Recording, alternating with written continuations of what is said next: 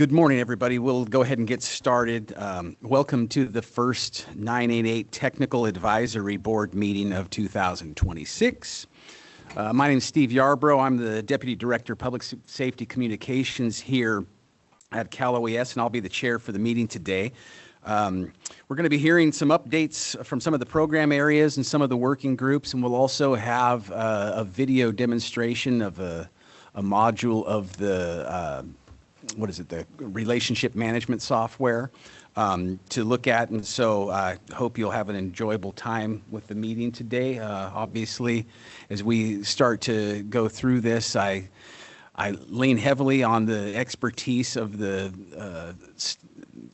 all of the members of the board here and the years of service and all the disciplines that you represent, I think will help make this a good and valuable use of our time. So I'll start right off the bat with our roll call, make sure we have a quorum, and start with the ones who RSVP'd to be remote attendees, since they will count as part of the quorum.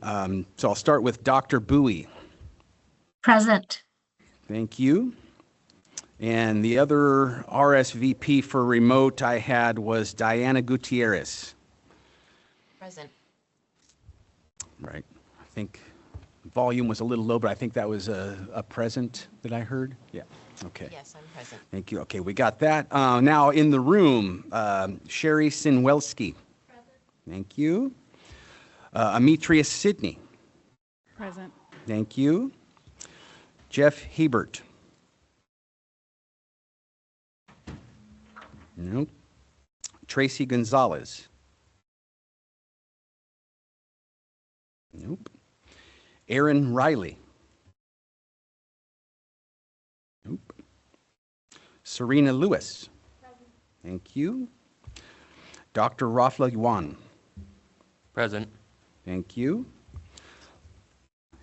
Terry Galvin. Present. And Jamila Fields. Jamila. Present. Thank you. So by my count, then that leaves us with 8, which is the number that we needed for a quorum. So we may then continue with the business of the board today. So Steve, I would like to also inform everyone that I'm participating remotely. This is Lan Nguyen. Oh, thank you, Lon. Yes, I see you there. Wonderful. Mr. Nguyen, please be advised that because you're not included on the remote participation notice that we'll have to, you can participate in the discussions, but we can't have you vote. Oh, So next time, just let Sammy know if you're going to participate remotely and she'll put you on that notice. okay. Thank you. All right. So yeah, okay, we've established quorum. We'll now move on to the next item of our agenda, which is the meeting minutes and their approval from the last meeting that we had back in November. The meeting minutes have been distributed to the board in advance and posted on the website. Do any of the board members have a comment on the meeting minutes from the November meeting?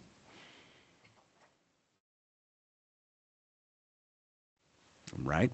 Seeing and hearing none, we'll offer an opportunity for public comment on the meeting minutes. Is there any members of the public in the room who would like to make a comment as to the meeting minutes from the November meeting? Right, seeing no takers on that. How about online? Any members of the public online who would like to make comment for the November meeting minutes? Right, seeing no hands there, we will then move to a roll call vote for the approval of the meeting minutes. Sorry, Steve, could I just mention something? I noticed that this is for November 20th and Paul was not there. Correct. There's just So, one minor Are you, correction. okay, so you're saying that Paul is indicated as having been present on the meeting minutes? I'm just looking at the minutes right now. So actually, if I may ask for just a couple minutes to refresh my memory. I did look at it when Sammy sent it out, but it felt like a long time ago. So I'm just refreshing my memory for a minute here. Yeah. But Paul is listed as present, but he was not. Okay. So yeah, we can strike that from the minutes. Do we then need to not cast the votes now, or is that, You can make the motion including that amendment. okay, Or including the edit. great. So then, in terms of approving the meeting minutes, if I have a motion to approve them with the amendment that Mr. Troxel has stricken, oh, yes. I have a question. I'm sorry, I'm also just trying to digest them all. But I don't see anything in who's missing it about the motion I had made last time regarding the platform. Am I missing? I believed it was in there. I might just be missing it. Maybe some other.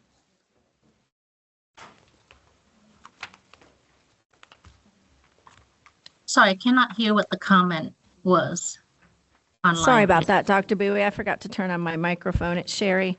I was just looking for the motion that I had made last time regarding forming a work group for the platform, for the unified platform. I don't see that anywhere unless I'm missing it.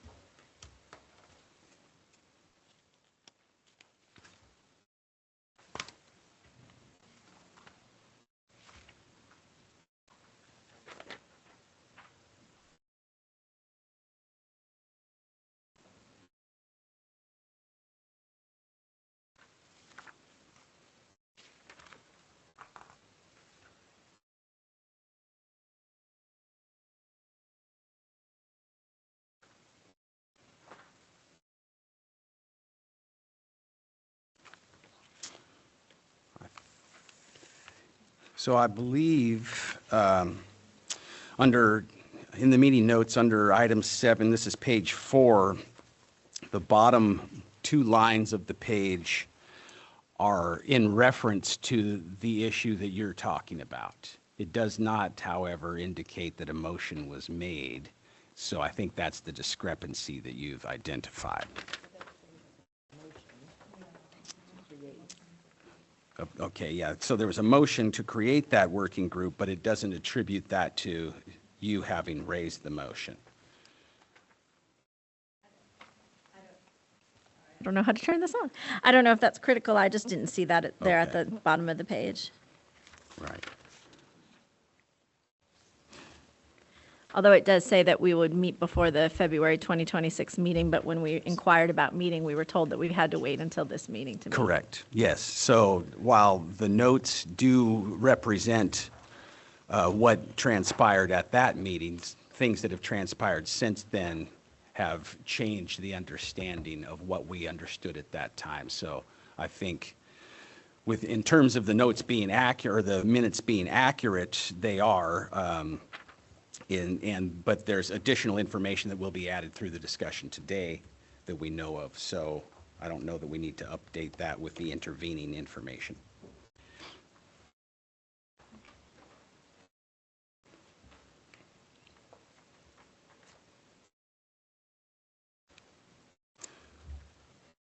So then, option 1.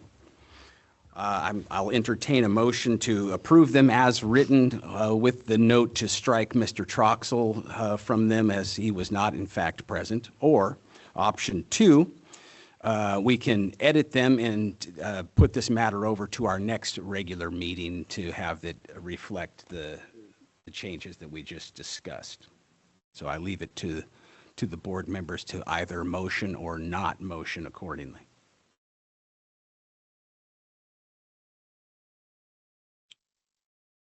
Right, hearing none, I think that means we put the matter over to the next meeting where we'll make these amendments. And so that agenda item will appear on our next agenda. So we'll address the meeting minutes from the November meeting and this meeting in the next meeting that's scheduled in May.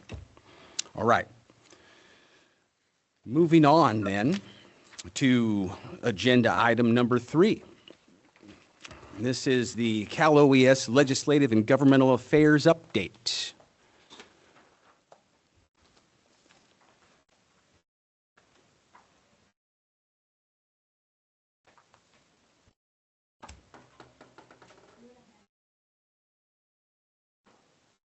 Oh, okay. Well,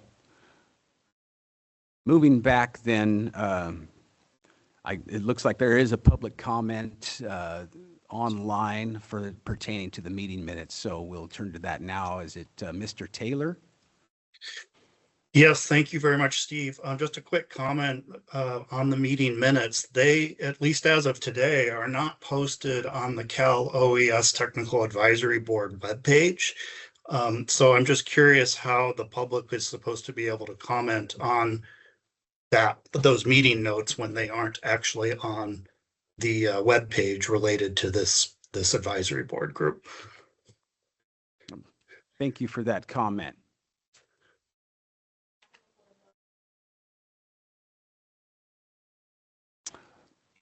Yeah, so just to close out that issue, it turns out that I misspoke, that they were not in fact posted. And the reason for that is that they cannot be posted until they are approved. And so therefore, that's why you don't see them posted out there.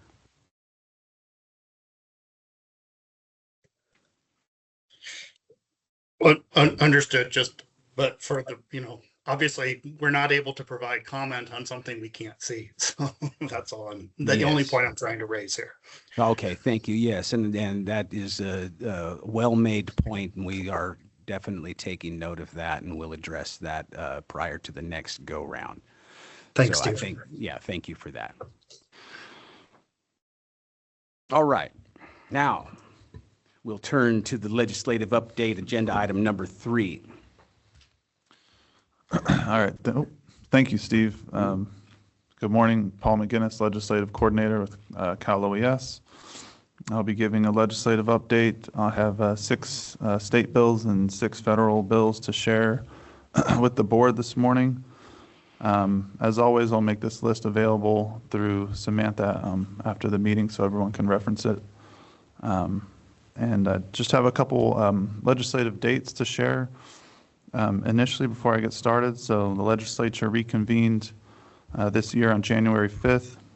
This Friday, the 20th, is their last day to introduce bills in their house. And then coming up May 29th will be the last day for each house to pass bills over to the opposite house. I'll get started with the state bills here. So first bill is AB 1540, Assemblymember Gonzalez. This bill requires Cal OES to ensure 988 call transfer capability between call centers and LGBTQ youth suicide prevention providers, including a Press 3 routing option by July 1, 27, and expanded text and chat interoperability between 988 networks by December 1st, 2027. The bill also requires California HHS to administer a grant program to support qualified suicide prevention providers and help 988 call centers implement these capabilities. The next bill is AB, and one note as well, these have all been introduced and have not been set for committee hearing yet. So I won't be sharing status on all of these. AB 1639, Assemblymember Davies. This bill clarifies that 911 CPR instructions for drowning incidents must include ventilation and chest compressions and directs statewide CPR education updates. The next bill is AB 1832, Assemblymember Ransom. This bill would state intent to enact further legislation to increase centralized access to Vital 211 response services as part of the statewide emergency resource response and recovery system. Next bill is AB 1863. Assemblymember DeMaio. This one would prohibit a fire protection district board from charging a fee to any member of the public for use of a 911 emergency telephone number. Next is AB 1872. Assemblymember Ta would allow repeat false emergency reporting or 911 harassment violations to be charged as a misdemeanor or felony for adult repeat offenders. And the last state bill is SB 985, Senator Strickland would require Cal OES to provide quarterly reports to the legislature on the development, implementation, and spending of the NG 911 system. I'll move now to 6 federal bills briefly I'd like to share this morning. First is HR 912. Representative Obernolte amends Title V of the Public Health Service Act to secure the 988 Suicide Prevention Lifeline from cybersecurity incidents. Next bill is HR 1519, Public Safety Communications Act by Representative Kamick, would establish a permanent Office of Public Safety Communications within NTIA to administer the NG 911 grant programs and oversee FirstNet public safety communications infrastructure. This next bill is HR 6505. This bill would expand federal coordination, grants, cybersecurity support, and governance structures to accelerate nationwide deployment of NG 911 systems. And that's Representative Hudson. Next bill is HR 7031, Making National Parks Safer Act. Would require Secretary of the Interior to upgrade existing emergency communication centers in units of national park systems to NG 911. And just a couple more bills here. S 725, Senator Klobuchar, among other things, would require the FCC to report on certain activations of the Disaster Information Reporting System, or DIRS. And the last bill is S 2826. Senator Baldwin directs the Secretary of Health and Human Services to dedicate sufficient resources for the support of LGBTQ+ youth seeking help from the 988 Suicide Prevention Hotline and for other purposes. So that concludes the legislative update for this morning. I'm happy to take any questions from the board. All right, any questions from the board? Yeah. There are a couple of additional federal 988 bills that I'm tracking, and if it's okay, I'll send them to you. Yeah, absolutely. Thank you. All right. Seeing no questions, thank you, Paul, for that report. We'll move on to the next agenda item. This will be the working group report outs. So we'll start with the 988 and 911 interface working group. And do we have a member of that working group here to do a report out for us? I don't think so, right? So I would like to share that this is Lan Nguyen Okay. again. Yeah, I'd like to share that since the Technical Advisory Board last met, I believe 2 months ago, I don't believe that the working group has something to meet yet. But I think the other issue on the agenda that's going to be next for the board to act on, which is the recommended draft for the 911-988 transfer recommendations, which have been drafted since like April 2024, which is about 20 months now. And I strongly encourage the board to take action on it, because this is not a final document, it's a living document. As more community members have an opportunity to provide input, I believe the working group will also have an opportunity to integrate those additional recommendations. But it is something that that the board need to look at and then take action, because it's just it doesn't make sense that the document has been in the draft mode for 20 months and we're still talking about it. But as a member of the working group, the group has had a chance to meet since the last Technical Advisory Board meeting. All right, thank you for that report. Any questions or comments from the board on the report out from the interface working group? I have a comment. Yeah, green. Okay. I feel like it might have been that working group that previously we asked if other board members could join, because it seems as though that working group does not regularly meet or has had some challenges. I feel like that contributes to the time that's gone on. And I know that we're limited by having 2 board members on the committees, but I wonder the plan when it seems like maybe the committee members are struggling to hold meetings. I was wondering the same thing, Terry. Thank you for bringing that up. And I was just curious, how does a meeting of that group be? Is it called? Does it have to be called by the chair, or can the members do that? Now, the members can arrange to meet and conduct the working group's tasks without direction on an instance by instance basis. But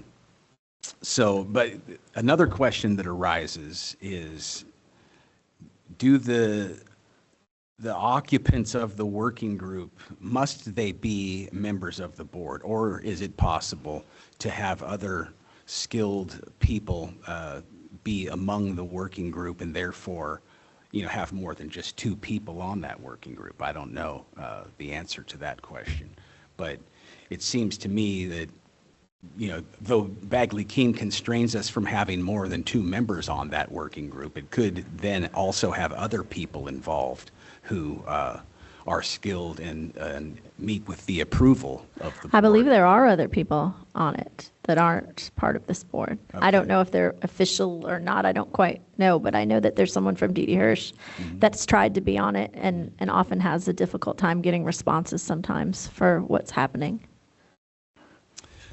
So thank you, Steve, for clarifying that if the chair is not available to arrange for the meeting, that board members who is part of the working group can suggest to have meeting takes place. That is something that I don't believe that we've been informed or know about. So I think that it's important for the 2 board members on the working group to be aware of.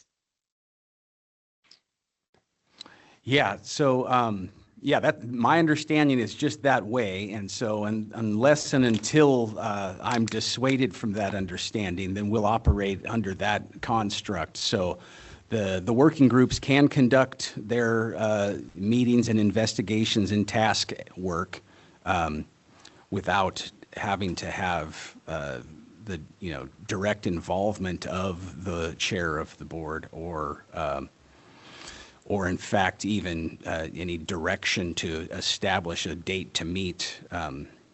It's sort of treated as it performs the work of the working group on an independent basis and reports back to this body. So yes, thank you for clarifying that point. I have an addition. So I, along with Dr. Bui, co-chair the Accessibility and Equal Access Working Group. And on the working group memberships, we actually have a point to raise for that on our report out. But my understanding is that all of the working groups have had non-board members as part of that since the beginning of the advisory board. Yes. No, yeah, and that I think the key with that is it frees us up then to, not necessarily be limited to the availability of those 2 board members. The show can go on with the other members who are involved. So that's great. Exactly. So that happened for us this kind of quarter. Dr. Bui, during when the same period as our working group meeting got scheduled, got called in for jury duty. So then we still were able to run the meeting even though that happened. Wonderful. Thank you for that clarification. Okay. Any other comments on the interface working group from the board members? All right.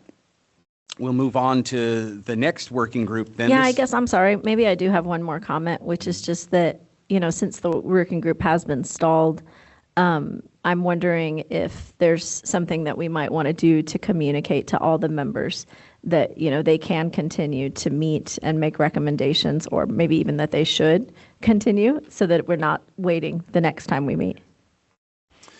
Yeah. So I think, having discussed it here is helpful. And then what we can do is I'll have the team put together an explanation of that point and distribute it to each of the working groups so that we have clarity around that. And so Great. we can take that as an action item to do after the That would be meeting. great, I think. And to the members as well? To the extent we know who the members are. And so if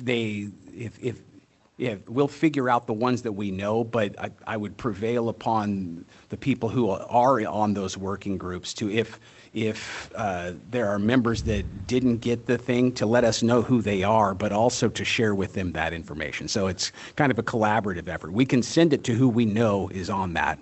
But if there are others that it doesn't get to because they're not on a list that we have kept, then I would like to know who that is so we can update our records.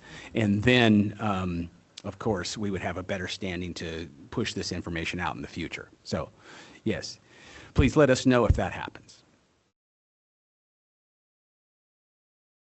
It seems like maybe we should have a process of keeping track of everybody that's on every working group, especially if there's a rule that there can only be 2 more board members participating.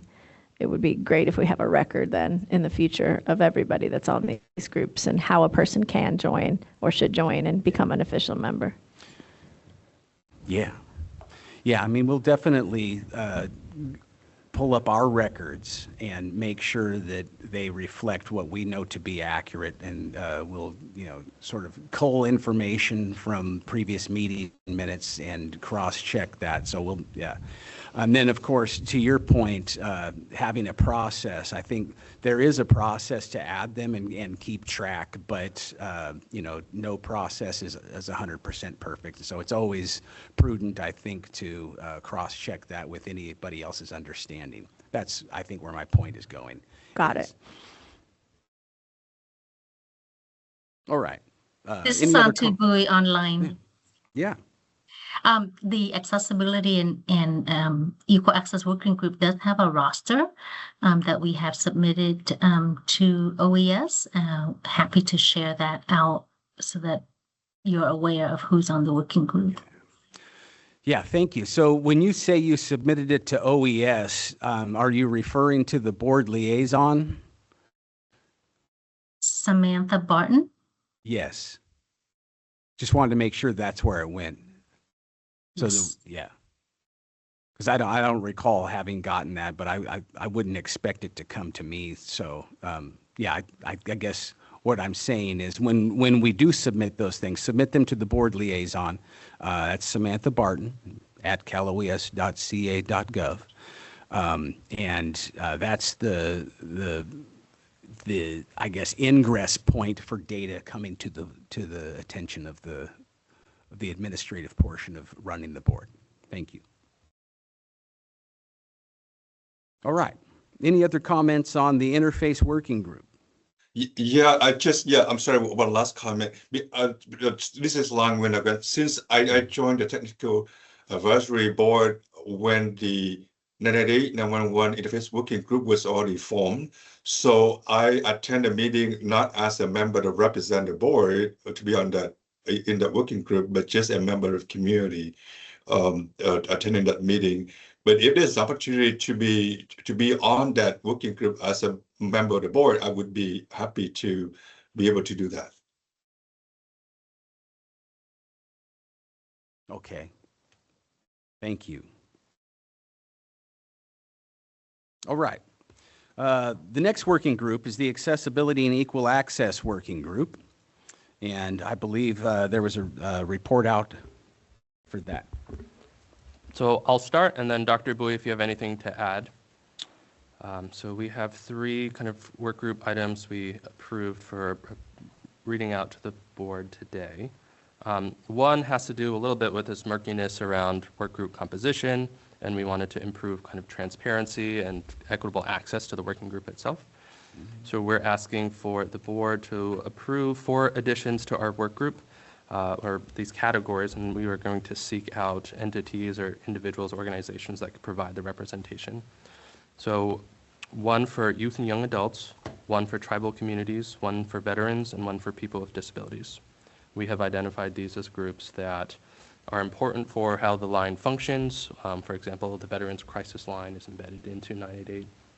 We want to make sure that veterans in California that are using 988 and then select the option to go to the Veterans Crisis Line are still incorporated into the systems we're building here in California. So this is an example of our reasoning. The second one is to recommend that the board seeks clarification from Cal OES on what privacy protections are going to be in place for the data of 988 service users, especially as the CRM gets rolled out. And this is in light of kind of increasing state and national concerns around data privacy and misuse at times by the federal government or other entities. And one, I think you alluded to already, but recommending development of additional supporting documents or trainings to support the 911-988 transfer guidance once that document goes out. Do we have a process in place to monitor how its implementation is going, what its uptake is, how it's being used in different locales?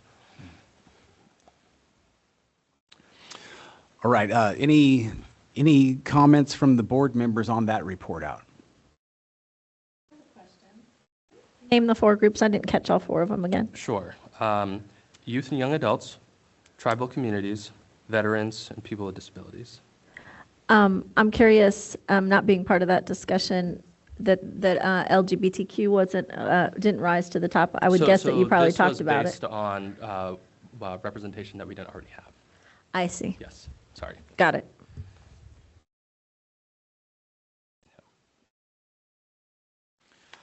So concerning those 4 subgroups, I guess is what they would be. So you were looking for approval from the board to establish those and populate them with. Right. And so. And I think historically the work group chairs have solicited work group members kind of independent from the board, which has led us to this situation where there's a bit of confusion about who's on the work group. And so our kind of goal is just to increase transparency and bring this formally here for approval. Yeah, so I guess to then move that forward, we would like to establish a roll call vote to make that happen. And are you expecting it to be an all or nothing proposition for the 4, or do you want to get approval on them independently? I think it's okay to move forward with all 4 unless there anyone that has concerns. Okay. Yeah. So I would just wonder if there's, I don't know the composition of the work group at the moment, but I would be curious if you considered or if you already have individuals with lived experience. Yep, perfect, great. Then I have no concerns. And perhaps it'll be helpful, we can maybe get on to distribute it out to the board, the roster that was submitted of the members that are already there. Yes, that would be helpful. Okay, yeah, so it sounds like then we're at a point where we would be looking for a motion to be made to vote to approve that 4 subgroup composition. So I'm happy to entertain a motion if one were made. Can I go ahead and make the motion? Yeah. Okay. I make the motion to have the board approve 4 additions to the work group for these kind of high importance categories. And does anybody second that motion? I can second the motion. All right. So then before we move to a vote on that, I'll open it up for an opportunity for the public comment so we can consider the public's comment when casting our votes. Is there anybody in the room among the public who would like to make a comment on the proposition of having these 4 sub-working groups established? Yeah, sorry, and a clarification, wouldn't be sub-working groups. They would be, we would just seek out representatives from these groups to participate in the regular working group meetings. Okay, so it's membership among the Accessibility and Equal Access Working Group. Correct. Specifically, delegates from those populations. Right. Got it. So it's one working group still with membership from these 4 areas. Right. Additional membership Got it. Beyond the members we already have. Yes. Oh, there we go. Nice. Thank you for that clarification. So then, I didn't see any hands wanted to make a comment on that in the room. Are there any online among the public who would like to comment on this proposition? All right, then I think the next step is for us to move to a vote on that. We'll conduct a roll call vote. We'll start with Dr. Bowie. How do you vote? Yes. All right, Sherry Sinwelski, Yes. Diana Gutierrez, Yes. Ametria Sidney, Yes. Serena Lewis, Yes. Dr. Rafla Yuan, Yes. Terry Galvin, Yes. Jamila Fields. Yes. The motion passes unanimously. Can I have make a comment, Steve, on this voting issue? Sure. Yeah, I think earlier someone mentioned that since my name was not listed on the agenda, that when public that I will be participating remotely. But I'm looking at the agenda now. I don't believe any board members that participate remotely are being listed or being noted on the agenda. I'm sorry, it's not referenced in the agenda. There's an additional link below that on the 988 webpage that says remote participation notice. That's a requirement under Bagley-Keene that if you're going to participate, we need to include you on a 24-hour notice. Okay. Yeah, I served on the school board before for 16 years, and usually members of the board who participate remotely would be their name and location of where they're participating are usually listed on their agendas, and that's why when I don't see it here, I'm just making a note of that. Yeah, so school boards are generally governed by what's called the Brown Act. State boards and bodies are governed by Bagley-Keene. We're just following the law. Okay. Thank you. All right. Thank you for that clarification. All right. Now, back to the business at hand. Remind me again, there were a couple of other points in your brief. Yeah, I know it was a little bit wordy. So the second point, so thank you for entertaining the first request. The second request is a concern that was raised about when 988 users call in or text in, who holds that data? How is that information protected? They're sometimes disclosing very, personal things that they don't necessarily want to be out in the public domain, or they're not sure who's accessed by it. And the main point we're trying to raise is it's unclear to the public how their information is protected when they call into 988. And do you have a recommended way that be communicated so that it is clear to the public? So two other things. Well, one other, yes, so I'll answer that, but one other, this is in the context of other kind of large, often state-related data sets, such as for Medi-Cal or for other things like this, but then being used, for example, by the federal government for enforcement of immigration-related issues. So there's also a concern about, well, how safe is some of the state data if it's a state-federal partner program like Medi-Cal or like 988. So I actually don't have full clarity on how that data is protected. Or in the past, what the Cal OES had indicated to us was that they don't really hold the data, that belongs to the call centers. As we move to the CRM, there would be some entity that's not the call center, it's actually in a technology platform, so I wasn't sure if that was going to change things. I can take this, we did not specifically discuss what we thought that Cal OES should do, but I can take this back. I think there would be a very robust discussion on that. I think the request at this point is clarification on what data does the call center hold, what data does the Cal OES hold, if any, does the CRM change this, and so I think those are the main questions. No, I think it's an excellent point. I'm sure there are many sections of legal code that would come to bear on it as well. And so I don't think it's necessarily something we just answer off the cuff, right?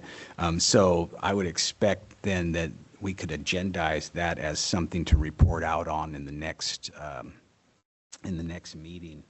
And as simultaneously, you could work in the work group to find out what would be helpful in terms of the way, what you would recommend, so that we find that sweet spot that overlaps what the law requires and what would be beneficial and helpful from the user experience. Then we can, sort of chart out how that plays out in real life. So those are the two, I think, main ways of addressing it. So we'll put those as agenda items in the next Okay, meeting. that sounds good. And then, so I think did you have a? Yes, there was one more, and I Yeah. think we'll probably discuss this as we get to the item of the voting on the recommendations. But an acknowledgement that there will be continued requirements for kind of quality improvement and process oversight as the recommendation document goes live, assuming it's voted to be approved. And does the board have a process of how we are going to revisit this, kind of in light of how long the initial piece went on? Is there a calendar that we want to set up or a process we want to put in place to see? The document recommends that MOUs be put in place. Are we going to know if that's happening or not happening? Yeah, so continued monitoring of how the rollout goes, and if we produce an updated document or supporting documents or trainings on the implementation of the document. Yeah, and I agree with you. There will probably be robust discussion about that in the agenda item for that. So I think we'll probably address it there if that's suitable. Can I make a comment on Yes, this? Yeah. by all means. This is a very important concern, obviously, for the public to have trust in the system. I do believe that this is also an issue that's been raised many times by the centers as we've been giving feedback on a platform. I don't know where that stands, but I know it's a concern, and I think that it was potentially something that was also addressed as part of the MOU that was happening, or maybe was discussed a bit with the MOU that was happening with Vibrant and Cal OES, but I might have that wrong. But it is something that obviously is a big concern, and I think that we've been documenting that as something that we wanted to make sure of too. So I'm glad that y'all are bringing it up.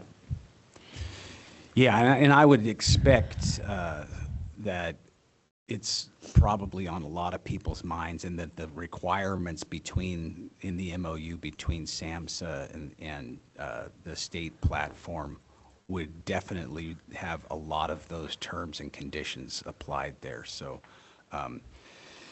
if nothing else, that definitely creates an opportunity to mine that information to come up with a set of requirements that stand independently from that MOU. So, Yeah. All right. Dr. Boyd, did you have anything to add? To the data privacy question, no, I don't. Okay. All right. Any questions from the board for the Accessibility and Equal Access Working Group? All right, seeing and hearing none. Well, thank you for that report out. We'll move on to the 988 Consortium Working Group for a report I out. can start, and then Lon, if you want to jump in. I do want to note that it is actually the implementation working group, and so as such, there may be some room for this working group to take on some of what we were just discussing when implementing the 988 911 protocol. We met several times. I have not submitted our roster, but I will, so that our roster is also provided to Cal OES of participants. We submitted, as a working group, we submitted comments to the interface working group for the 988 911 protocol. We also have spent a lot of time on the reimbursement requests in the process, and we have confirmed that to date, there are several of the outstanding reimbursement requests have been completed and checks have been received by the centers. So we've been tracking that. A couple of the outstanding items that we've been working on, we were looking for a communication strategy between Cal OES and the centers at some regular interval, if it was going to be, back in time, we used to have a series of meetings, but they were not necessarily so productive as other things had kind of stalled through the process, and so we understand that. But we talked about some other ways of just keeping the group informed of all things related to the process. We have a center that's in a pilot process, so we thought maybe a newsletter or some type of ongoing communication that's just sharing lessons learned or some way to keep the communication flowing regularly through the centers as we're in any stages of implementation with any of the projects. And so that's still outstanding, so we would like to take that up at our next meeting and make sure that we have some way to communicate other than just this board meeting quarterly. We have an outstanding question about the CRM system, which may be covered today when we present, of whether or not the system is also a standalone system. Whether the system and the call system, whether they must go together or whether they can be separated out. And it's really just we're just curious. And so maybe that will be answered today. We have a question about the status of the MOU. I believe probably under item 7, you may cover that. So we had that because a lot of the implementation points get held up when it comes to whether the MOU has been signed or not. Now, as we spent a lot of time talking about the reimbursement process and how it works for the centers and how it's working, we do have a recommendation that the equipment requests and reimbursements go through the state administrator for 988 to better align with the center needs. The centers, as we've all discovered, are very different than big PSAP organizations or we don't have a one-time need for a lot of equipment and then have it purchased and put in place and then never again. We've all gotten through this process. Now we can see the end of the process, but now we have equipment that needs to be replaced. We have new equipment that's going to have to come for as our center grows, and we have to have a system that, to date, the Cal OES one is quite cumbersome on nonprofit centers. So our recommendation is that we move this process to the state administrator where we're able to purchase the equipment and get reimbursed in something that feels much like real time. I'd like to add something to what Terry just mentioned too. I think that the process that's in place right now can also be really challenging because of the pre-approval that's needed. I know that sometimes there's equipment that centers need quickly, especially if something breaks. And, not being able to just purchase that and know whether or not it's going to be approved or when it's going to be approved can be really challenging. So I think that was another reason that recommendation was brought by some of the centers. So for my edification, who is the state administrator that you're referencing here? AHP. Advocates for Human Potential. Thank you.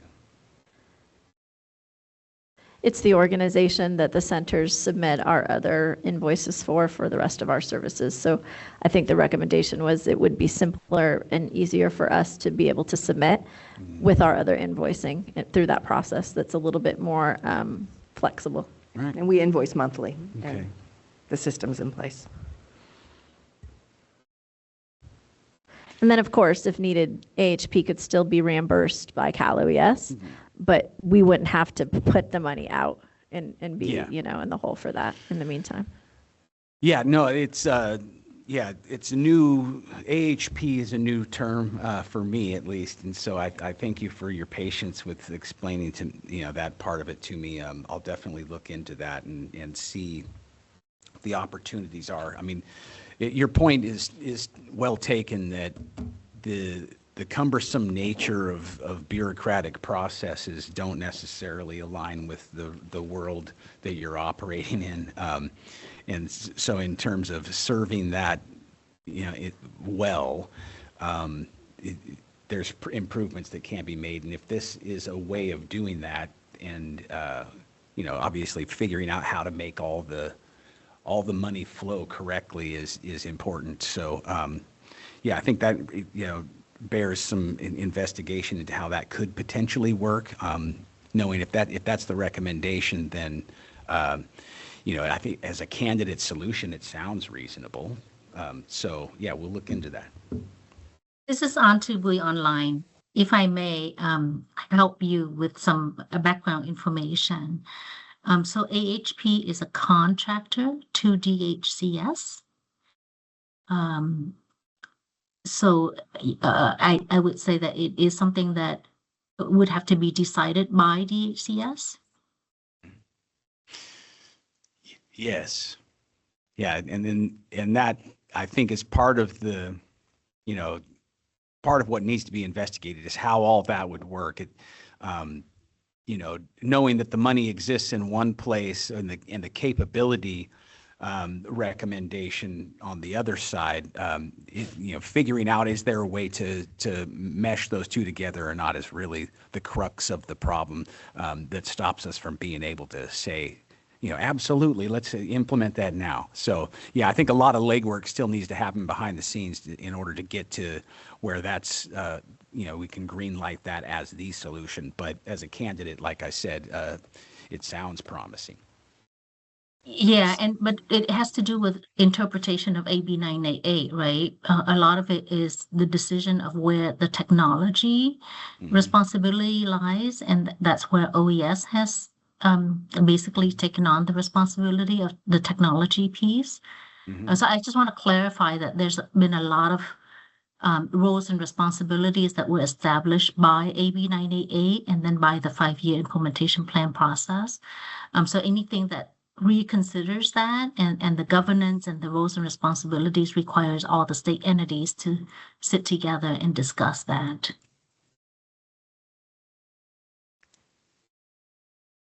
Can we commit to starting that?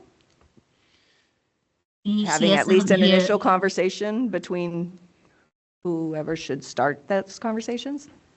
Yes, that's the looking into it that needs to happen is that conversation series that you're talking about. And I think that's what Dr. Bui is referencing as well. And so number one is mapping out, among whom must those conversations take place in order to get anywhere close to approving that as a solution. And I think, Dr. Bui's comment is raising at least one stakeholder group that needs to be in that conversation. I'm not sure that's the totality of it. I feel like there's probably more. And so I think those, investigations can be taken offline to advance that.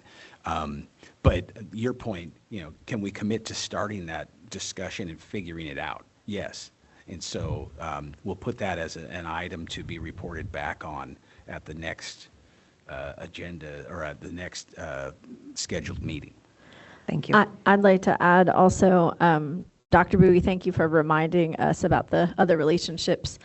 And, you mentioned that the way the law is written and the way the plan is written is that Cal OES is, responsible for the technology.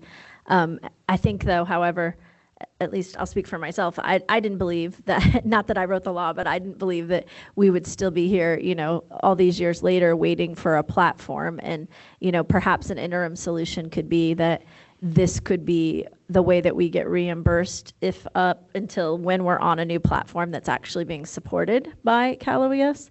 That might be an easier way, maybe, I'm not sure, but for Cal OES to provide our technical support. But right now, when we're still operating on our own, I think most of us, I think that it creates an even additional burden. So maybe there's an opportunity to have an interim solution in place if the longer term solution is something that people are going to get stuck on.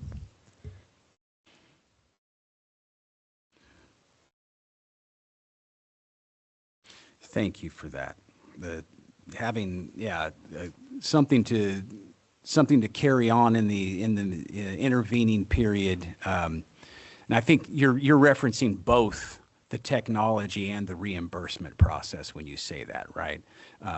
The concept of not waiting for a perfect final solution to have something that's workable in the intervening period. Yes. Thank you.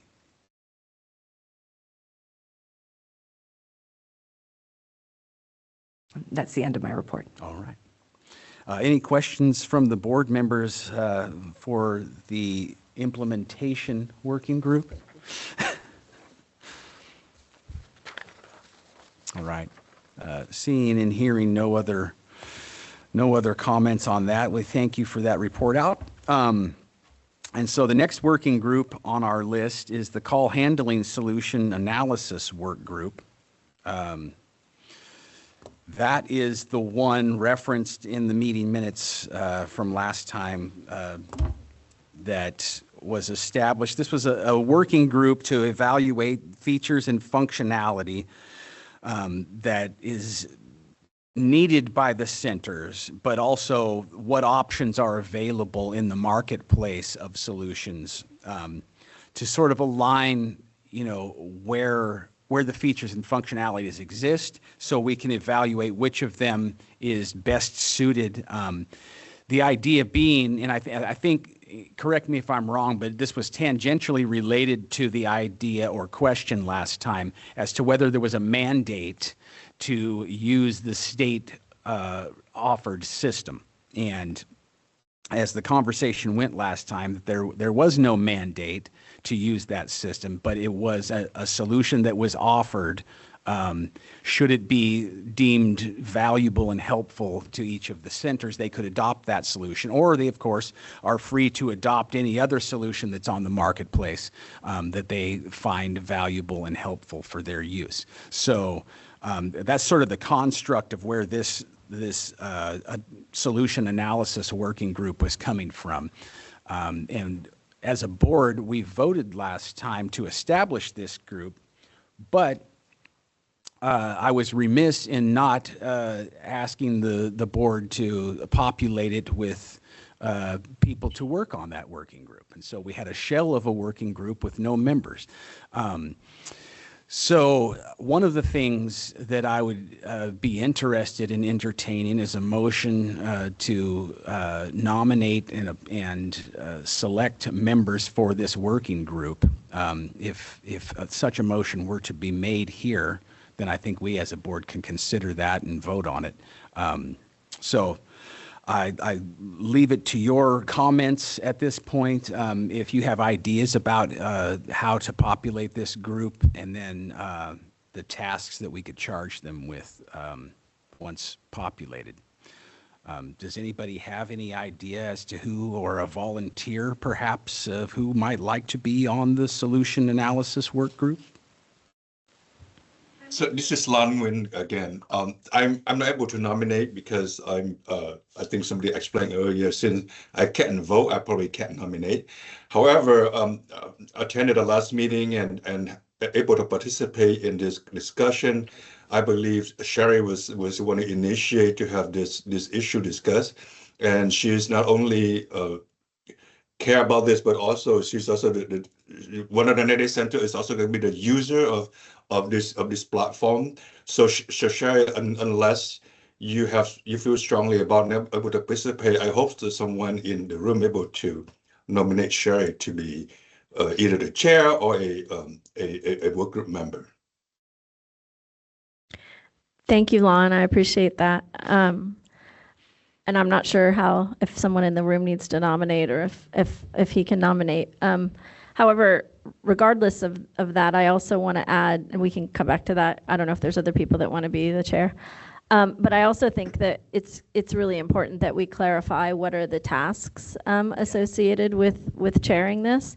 I actually think that there could be a lot of legwork involved in this working group, actually in all of the working groups. And so I think it's important that myself or whoever were to chair it understands that, and also what support there may or may not be from Cal OES staff member that are designated to 988 to help us in doing the work of the group. Yeah, so to the extent of your second part of your question, we routinely provide staff resources to compile and gather data into a usable format.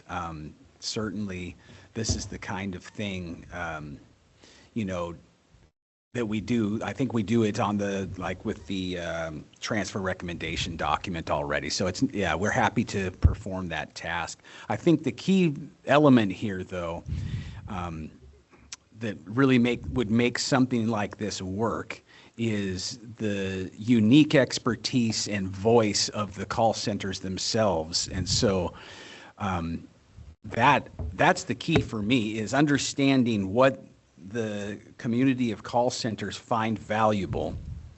And I mean, I presume that they're already using several products already out there.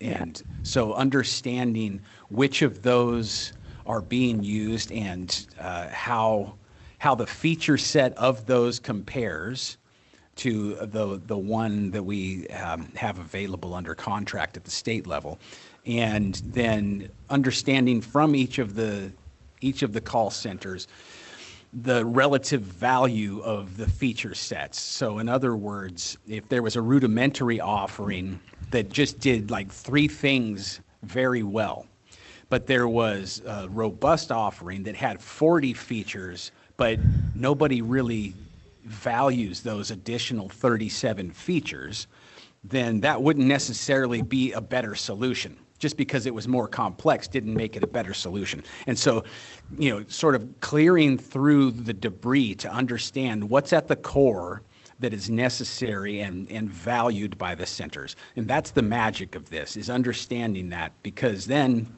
that can be compared against the offerings that are in the marketplace, and, you know, alignment can be made at that point. So Yeah, that's a great point that you made there, Steve, and I'm glad that you brought that up. I remember you mentioned that when we were here in November as well.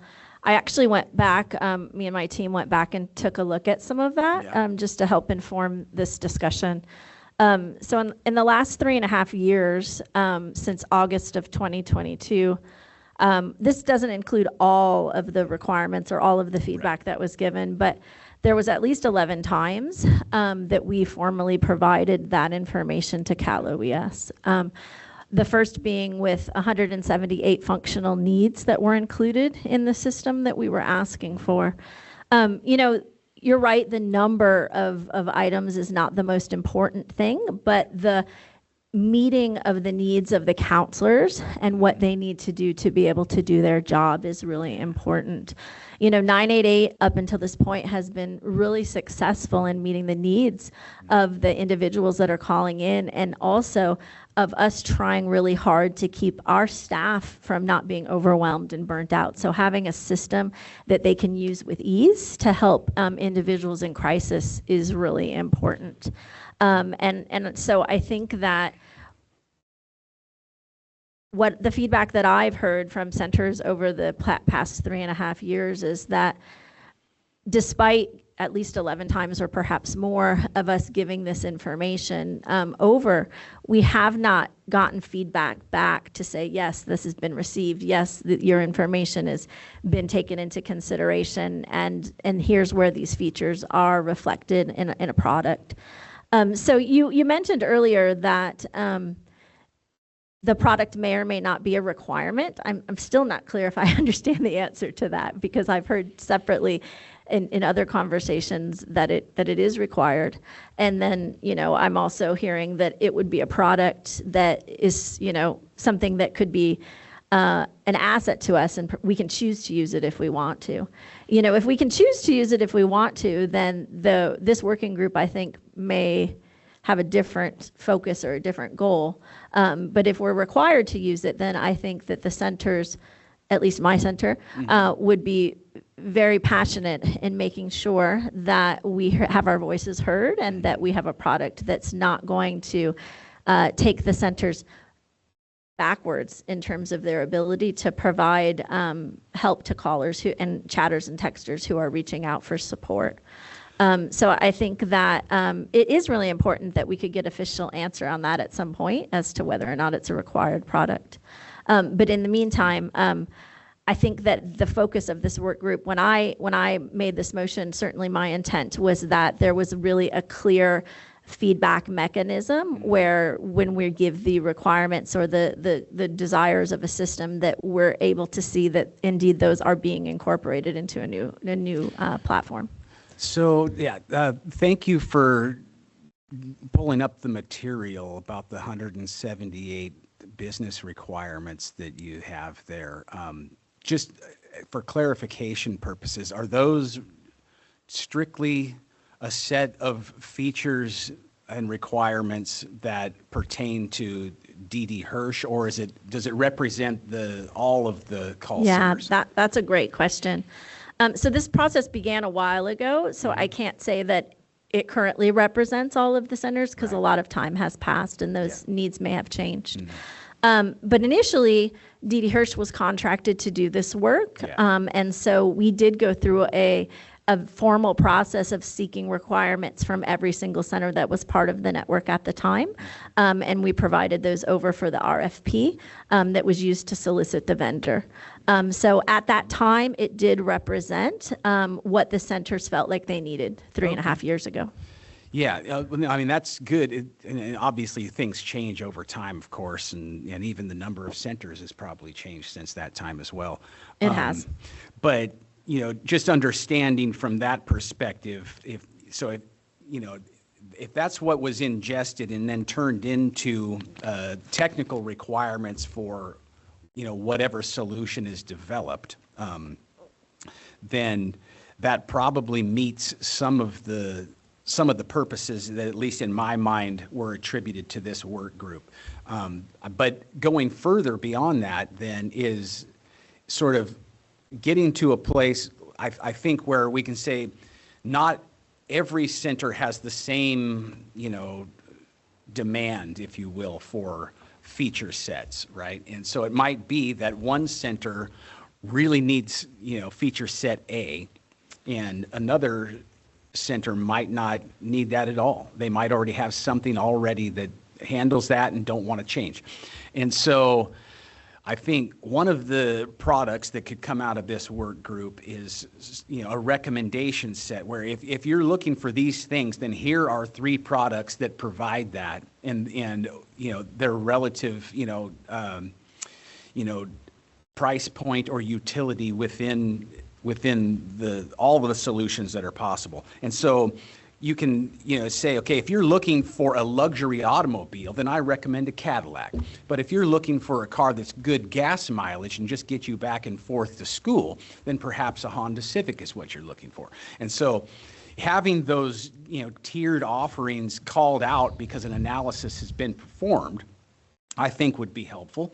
I could be wrong in that, and I'm happy to be wrong if the community wants to correct me on that point. But that's one of the things that I was looking at, because to your other point, as I read the legislation that that mandates the role of Cal OES in this, I don't see where developing competing products in the marketplace is really the thing that is called out. What I see is interoperability between 988 and 911 as being the mandate for OES. Yeah, that's a really great point, and I think, I don't want to speak for Terry, but I think that's part of that question that we were asking about whether or not a CRM could be separated from a call handling system.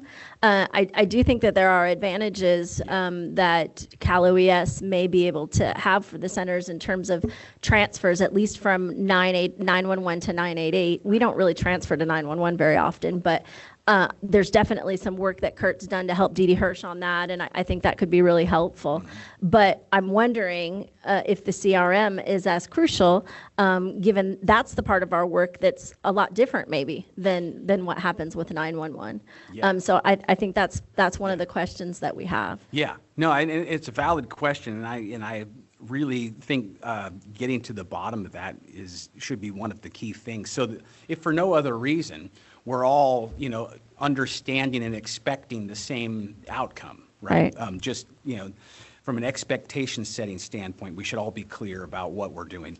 And, I think one of the things that keeps coming up too is there's a need offer resources in this space that is routinely, brought up in different venues.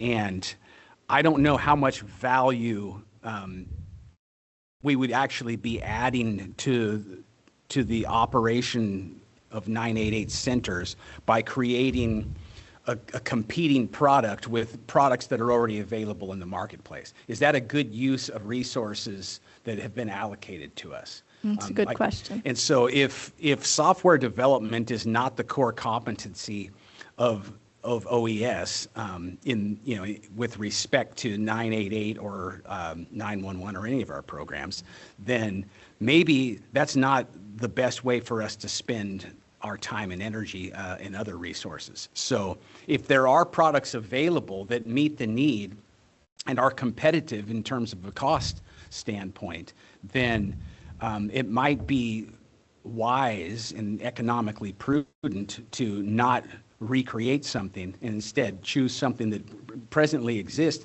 the research and development for which has been handled by private companies and doesn't necessarily need to be underwritten by taxpayers. So, these are some of the things I think that factor into that decision. And, obviously getting to the bottom of, what the mandate is and whether this is in scope or out of scope for that mandate would be helpful in that regard. So, yeah, I agree. I think would be really important. And it's unfortunate that we're just now getting to have this conversation, because I remember when I made the motion at the last meeting, I had suggested that the work group meet before this meeting. My intention behind that was because I think we were having a discussion about the contract for the current vendor. Correct. And how a decision would be made as to whether or not that current vendor would still continue to be on contract. And so I guess I'm also curious, as an update, if that decision has been made and how that decision was made, or, what is the transparency in those decisions? So in the decision as to whether the current contractor continues to develop a CRM? My understanding was that the contract was ending at the end of the year. That's correct, yes. Yeah, and I think several of us were asking how it would be decided, whether or not that contract was going to be extended. And I don't know what the outcome of that was.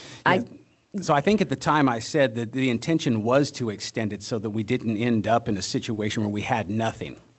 And so just from a game theory standpoint, if our options are to extend so that we have a vendor under contract, or to let the contract expire and not have a vendor under contract, meaning that we don't have an opportunity to provide a solution or develop a solution, then it seems prudent to me to make sure that we have one under contract. And so that's what we went and did, is we extended that contract strictly for the reason that we need to make sure we have that capability in the toolbox.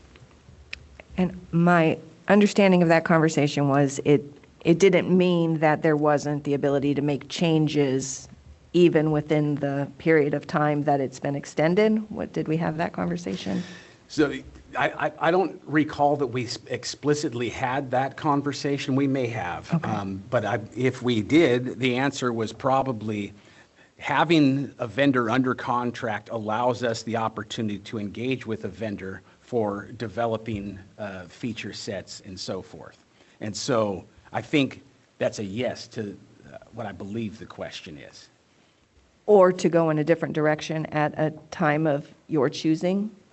Yeah, it doesn't preclude us from selecting another path, certainly.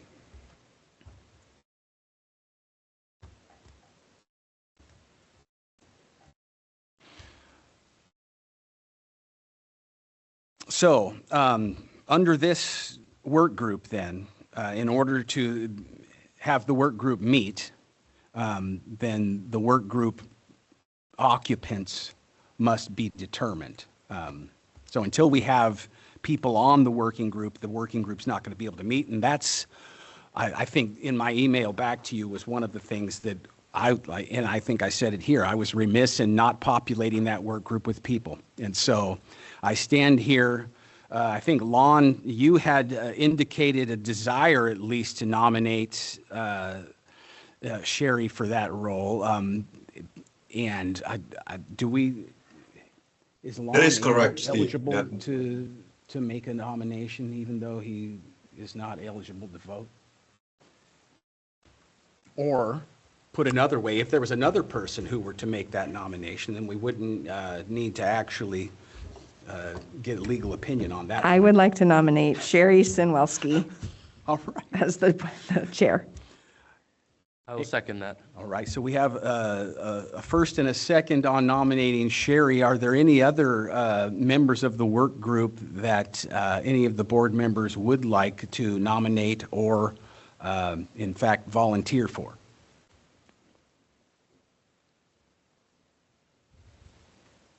All right. Hearing none. I think you have someone over Oh, here. do we? Oh, I'm sorry. I was just going to ask a question for clarification. Is it that the working group has to be board members, or it can be someone outside of the board members? I just needed clarity on that. No, it can be somebody outside of the board members, but generally, I think we start with 2 board members. It doesn't have to be, I don't think. There's necessarily a reason for that. If we're just capped at 2, and we usually run to the cap on this. But I don't think we have to have 2, and other members can be added.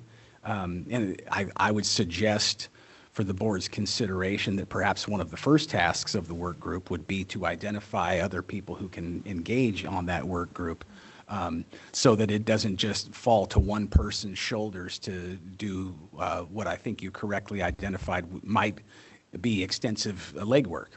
So yeah, I think to your question, yeah, the board members who are in this working group should then immediately turn their attention to adding others to it. More voices is better. Got it. Sherry, I'll be your partner in crime. Thank I'll you. nominate myself. All right. Just for the sake of tidying that up, do I have a second that will support that nomination? I support. All right, thank you. Okay, so we have 2 nominations. And so we'll, I guess, as a board, we should vote as to whether to accept those 2 nominations. But before we move to that point, I think we should open it up for public comment here in the room. Are there any comments on these 2 nominations proposed that any of the public would like to weigh in on? Oh, yes. I think there's a microphone right over here at the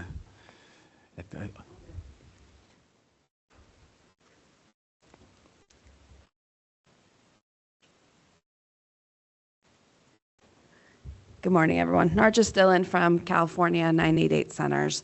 I wanted to make a comment regarding the work group being established. There are a couple factors that I think that it's imperative for the work group to keep in mind. One is the current contractual obligation for the centers to use the Cal OES identified platform. I know in this discussion we have talked about whether or not it's optional, whether or not how it competes with other services, but I do think there's a practicality there that has to be addressed potentially with other stakeholders, since our current contract with the HCS does specifically indicate that all centers are mandated to use the Cal OES service. Additionally, I think when I think about the focus of the AB 988 5-year implementation plan being on the 911 988 diversion, I hope there can be some collaboration between the 911 988 group and this task force regarding what it would take to actually set that up successfully. Because in my opinion, as someone who has been running a center for 13 years, that is the primary thing that this new service would give us, and that is the primary way that we will move the AB 988 vision forward, is that interoperability. So ensuring that that's at the center of the work that's happening feels really important, and that we kind of make a commitment, I think, for this to be the last round we're doing this, because the number 11 that Sherry mentioned, I think, is an undercount of how many times I have personally met with people and talked about what this service needs to include in order for it to work for the centers. Thank you. Thank you. Any other public comment in the room? Okay, seeing none in the room. Could I ask online, this is Auntie Bui, I didn't hear the name for the second nomination. I only heard Sherry's name, sorry. Yes, it was Demetrius Sidney. Thank you. Okay, so any public comment online? It looks like we have one. Hi, this is Matt Taylor, Senior Director, Crisis Line Operations at DD Hirsch. There's a lot going on in this meeting today. I'm very thankful for that and the dialogue. I just want to circle back, given this is one of the Agenda 4 items, and reiterate something that Terry noted, Terry Gavin, who's obviously on the TAB, and that is that as the volume of 988 continues to grow, often it's growing monthly, both on calls, chats, and text, the 988 centers have to be very dynamic. We are constantly hiring people, we're backfilling people, and this has a direct relation to the technology provision needs. So I'm providing comment to reinforce this notion that most of the 988 centers would much prefer to submit our technology approval needs and get reimbursed through the current state administrator, which is Advocates for Human Potential, who's contracted by DHCS. And the single most compelling example or justification that I'll give for this is that a number of centers are thankful that we did just get reimbursement for a lot of the computer technology we had to provide to our counselors. The counselor staffing pool that's been growing. But that, in some cases, that reimbursement came after waiting a year and a half to be reimbursed for the laptops, the headsets, all the things like that we have to provide to our centers. Nonprofit 988 centers shouldn't have to be waiting so long to get our technology needs approved, as well as our expenditures reimbursed. And we have good experience getting timely payments from AHP in relation to all of our other programming needs. And that's why I'm reiterating Terry's recommendation. Thank you. Thank you for that comment. Any other comments online? All right, seeing none, we'll then proceed to a roll call vote to whether to approve the two nominated members of this work group. Steve? Yes. Sorry. I think you were sort of answering, but I don't know if I quite heard the answer as to how Cal OES might provide support to this. So there would be a staffer that would be able to help with the requirements and communicating back to the group. I just want to make sure that we, Demetrius and I, if we take this on, can handle it. Yes. So yeah, where I was going with that, and I think I referenced the transfer recommendations as the example, is that we have staff who are happy to compile and gather the data from the members and make it into a presentable document. And so I think when we talk about, staff provided for this function, we're in the habit of providing support in this way, and I don't see a reason to deviate from that at this point. So I know, but again, it's, the work group does the work, and I think the staff can compile the data that the work group surfaces. But where I was going was the valuable part of what the work group will be doing is that it's informed by people who are on the front lines and have that perspective. And so I wouldn't want to essentially turn over the analytical responsibility to somebody who is not in the business. And so the voices that matter here are the ones that are right on the front line doing the work. And so that's why I'm making the distinction that, we're happy I can to help. imagine that, we might need to take those original requirements that we talked about and send them back out to the centers, have the centers vet them, make sure that they're still accurate. So that's the kind of work I'm talking about, because I think that there's a lot of legwork that goes along with that. And the centers have reported out on this at least 11 times. And so I just want to make sure that, I mean, I don't have the time to survey every center and compile it and that kind of stuff. So that's sort of what I'm getting at. It's a little bit more than just maybe minutes or presentation of materials. There's work that needs to be done. Yeah, well, and that's why I recommended that one of the first orders of business of the work group would be to recruit other people who are, would be helpful and want to participate, so that it doesn't just fall to two people to do that. But again, I stand by my point that it's practitioner-driven recommendations that matter here. Right. To be honest, if we were going to have staff here in the 988 program do the work, then we wouldn't need the work group. We would just crank out a report and present it here. So there's some give and take between those two things, I think, that needs to happen. Well, usually when there's a technical product that's being solicited, there's a process of gathering user information, usability, feedback. That's not how was usually. It handled the previous 11 times? That's a good question. I don't know the answer to that. I don't know that anybody knows what the answer to that is.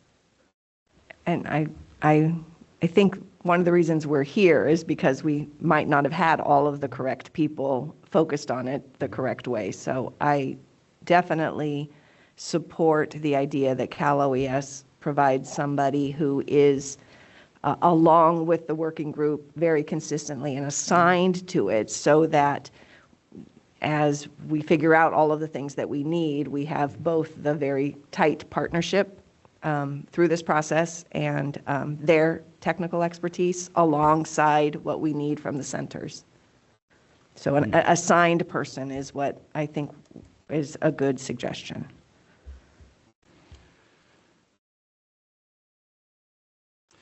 So the recommendation or request is noted. I will take it under consideration. And so as you begin the process of thinking through this and adding other helpers to the work group, I will work with my team here internally to come up with an answer to this question. Wonderful.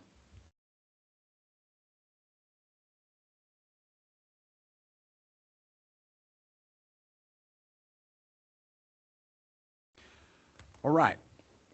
So I believe we were on the cusp of voting to approve or otherwise the nominations for the leaders of this work group. And so that's the step we're at. I think a roll call vote is what we'll proceed through on this point. Indicate your agreement with yes or no, and or your dissent with a no, and we'll just start online with Dr. Bowie. How do you vote as to the approval of these members of the work group? Yes. All right. Sherry Sinwelski. Yes. Diana Gutierrez. Yes. Ametria Sidney. Yes. Serena Lewis. Yes.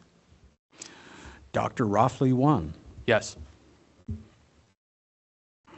Terry Galvin. Yes. Jamila Fields. Yes. All right. It is unanimous. We now have a couple of leaders on the work group. And thank you to both of you for being willing to serve in that capacity. And we look forward to getting started with those evaluations and As I indicated, we'll okay,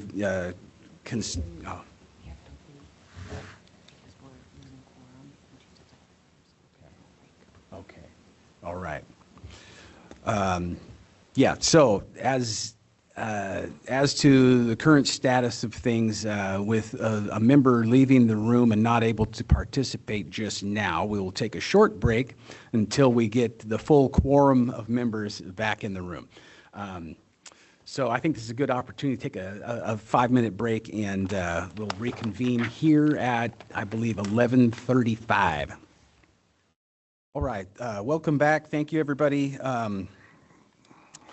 Back to our program here. I think we're at point 4E on the agenda, which is to discuss working groups that are needed.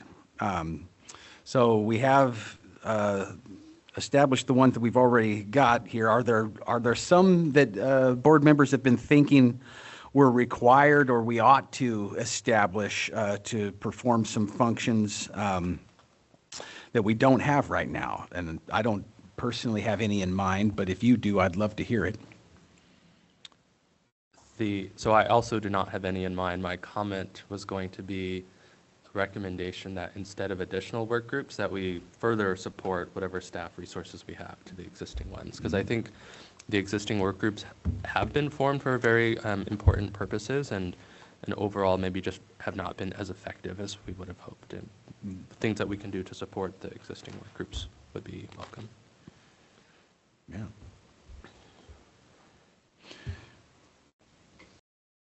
All right. Any other board members want to weigh in on the topic? All right. Thank you for that point. We'll definitely make a note of that. Item number F then is identify members and assign tasks. I think to a large extent, we identified the members and covered the tasks needed during the previous portions there. Are there additional memberships or tasks that we need to be thinking about at this time? I just wanted to clarify.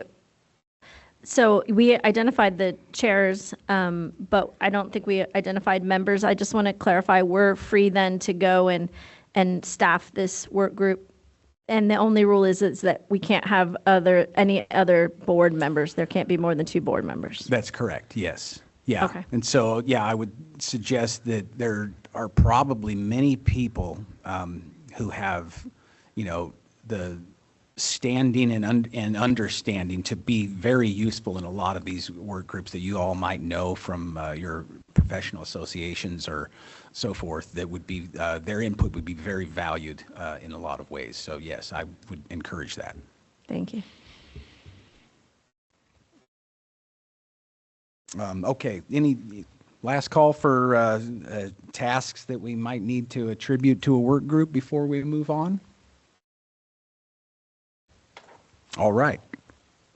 With that being said, then I think we'll move on to the next item on our agenda, which is the transfer recommendations document. I think you should all have the most recent version of that included here in your binder if you're in the room. And if you're among the audience in the room, there was a handout made available over at the desk back there if you want to read the most recent version of the transfer recommendations document. And if you're joining us online, in the chat for the online session, you'll find an electronic version of that draft document of transfer recommendations. So this includes all of the submitted edits and grammatical changes that have been added up to this point. To my knowledge, there was not a meeting that took place in between the last one and this one to advance this with any new substantive material. So it's just the same stuff as last time, but perhaps some edits made to that document. So that's what you're looking at now. I note that board member Lon Nguyen has indicated a couple of times now that this being a working document and therefore subject to, revision as time goes on, it doesn't have to be, a final, I believe was the term that you used, Lon. And so, but having it voted on and taken as the document for now was something you were very interested in. And so I open it to the board here. Are there any comments on this document that you'd like to discuss? Thank you for that, Steve. I'd like to just to add that the 988-911 Interface Working Group was tasked with this important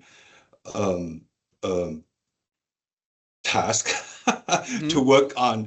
I mean, basically, to my knowledge, the work group met at least 5 or 6 times to discuss the 911 988 call transfer criteria and protocols and so on.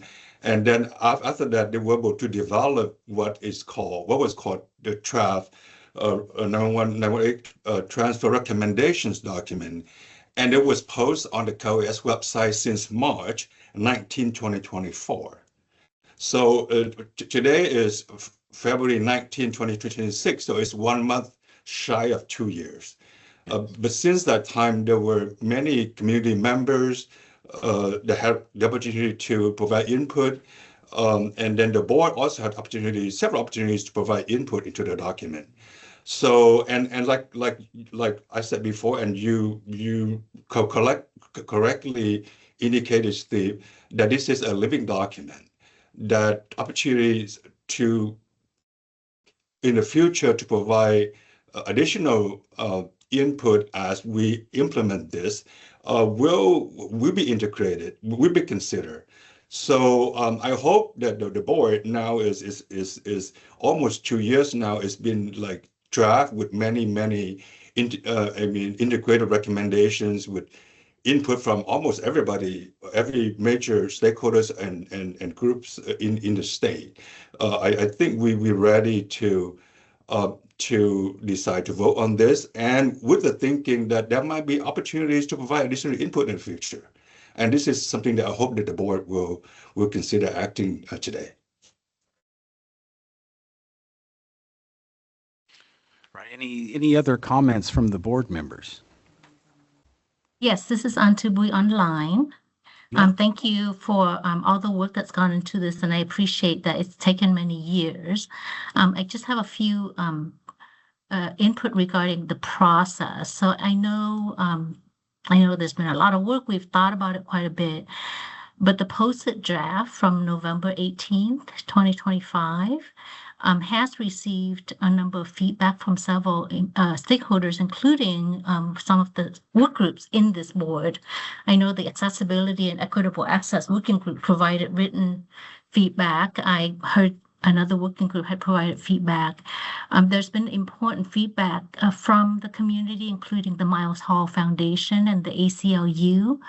We don't have a clear process, at least it's not clear to me, how we take into account these feedback. The document hasn't changed from November, and I know there were a number of concerns that needed to change it.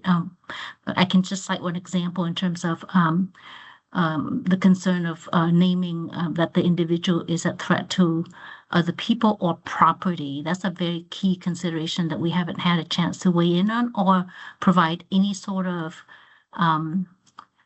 edits to the document. So I think we need a clearer process to say how we will account for both internal feedback from community partners and public comments.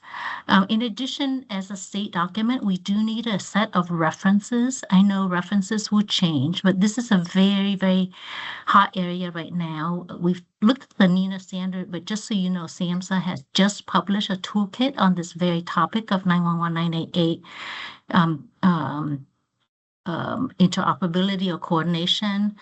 So as a state document, we would want to have I think, an accompanying sort of toolkit, if we could, to provide additional information, references, best practices, good examples and models that have been successful in the community. I think it behooves us to really work on this. But as it stands, I would say that the current draft is outdated, and we need a more updated document in order to vote on this. I would agree with Dr. Bowie, and I do remember specific comments from community organizations that they wanted to have some indication about mobile units. I remember there were several comments that were made that I don't see reflected in this or understand if they were not included for a reason.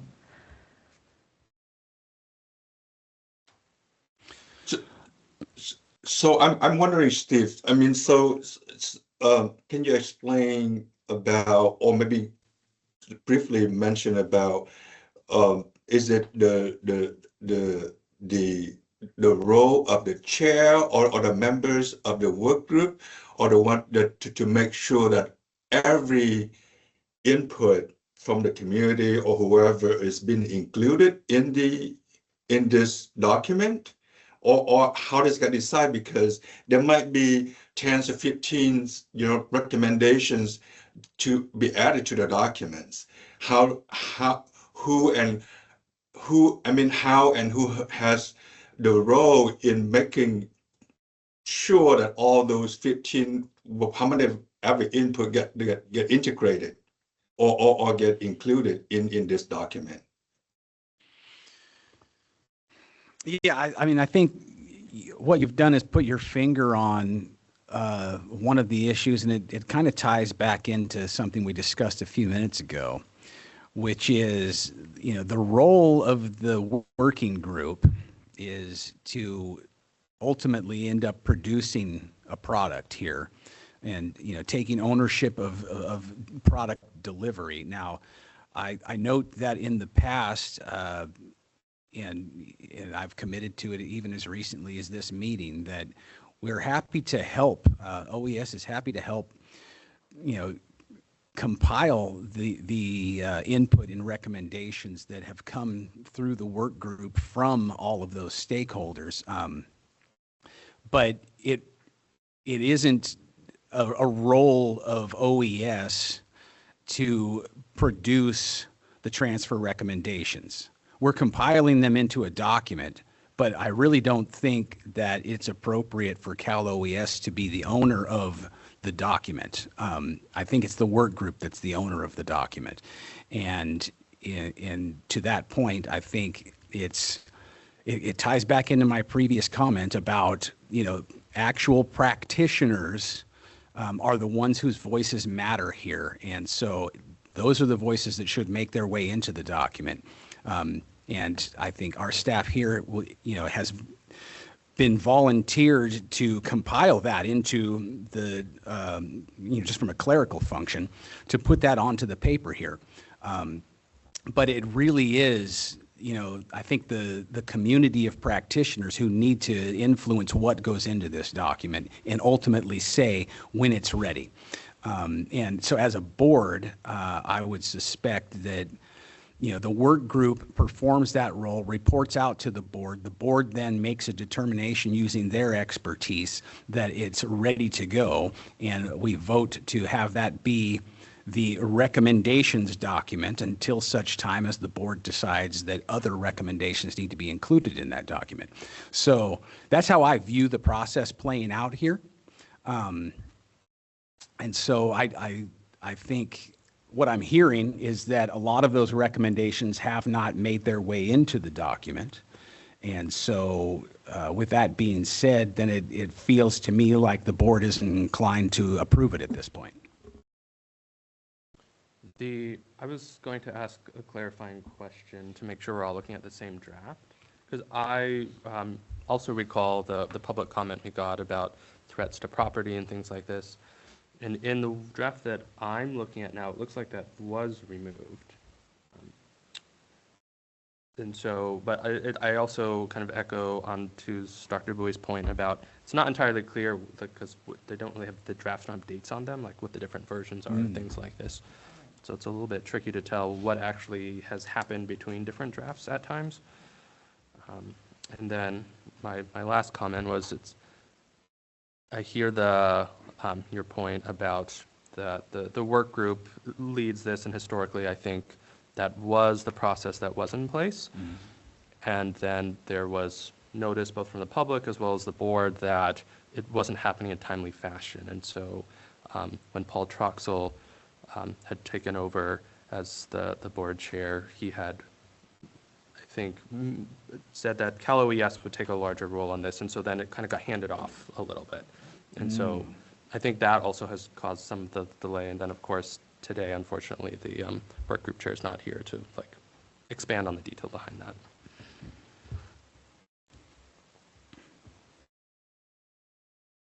I would be more inclined to move it forward if it was accompanied by something that said these were the recommendations that we received and reviewed. Again, if the chair was here, that we probably could have that answered, but it's hard for me to know whether everything made its way or not. And I am 100% interested in passing this as soon as, or, getting this moving as soon as possible, but I do think that there's been a lot of really good and critical feedback that was presented. Just for my edification now, it reads like it's a recommendation document. And so, and in fact, it's titled as such. I wonder what force and effect a recommendation document has. And the reason I ask that is to help understand and evaluate what the implications are of not having it be 100% fully formed and final version. Like if it's going to be a living document that presumably could be edited anytime between now and the next board meeting, then what exactly is the nature of this document that stops it from being adequate in its current role, knowing that other things will be added to it upon recommendation from the working group? What exactly would we be approving here? So let me add to this, Steve, because the reason that we have been saying this is a recommendations, it's not a guidance, it's not a policy, but it's recommendation with the thinking and knowing that local 911 988 center will use this as recommendation to develop their own local policies, procedures, or protocol, and so on, knowing that each jurisdiction will function differently. It's not all the same. Even 988 centers, each one have different capacity and the ability to move things forward based on what's available in their local jurisdiction. That is why it's called recommendation. It's not called guidance. It's not called policy. And it's a set of recommendation that local jurisdiction can use to develop their own that works for their local jurisdictions. So because of that, I mean, we cannot include everything and all things, because this is number one is a set of recommendation. Number two is a living documents. It will never be finalized like final. Because locally we cannot take this and say, okay, this is a set of guidance and policy. Because of that, we have to develop what's required in this document, because it's not. It's just a recommendations. So I think that need to be sort of separated out. It's not a policy. It's not a guidance. It's a recommendation.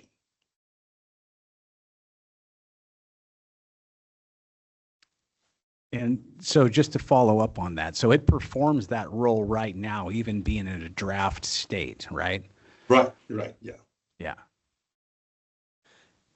In my read of the document, it does appear to me that this has been changed from the November one. I can't say when that actually happened, or that the date on the online PDF is February 13th, so maybe sometime recent. And it appears to me that if none of the work groups met to do this specifically, that maybe that was staff, but I can't verify that. But I do specifically recall some of the public comment and request, because we reviewed this in our work group at each of the meetings as well.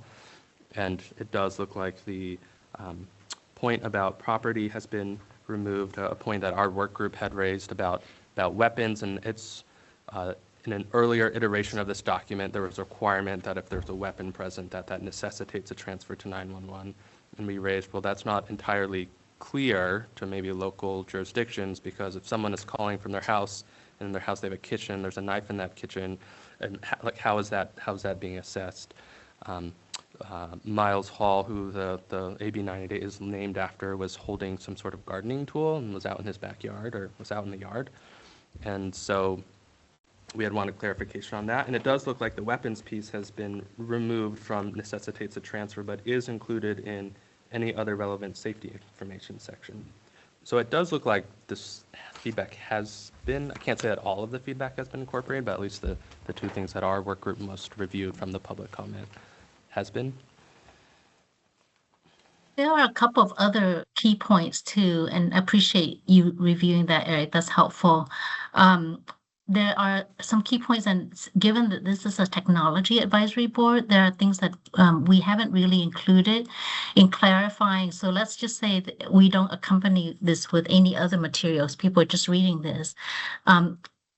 There are places where people don't know that you can't just transfer to the 3-digit 988, right? You would need an MOU with a 10-digit line. There are some technical things that really ought to be spelled out, because if a 911 PSAP was to transfer to 988, it would just get to the national portal, and that really doesn't work.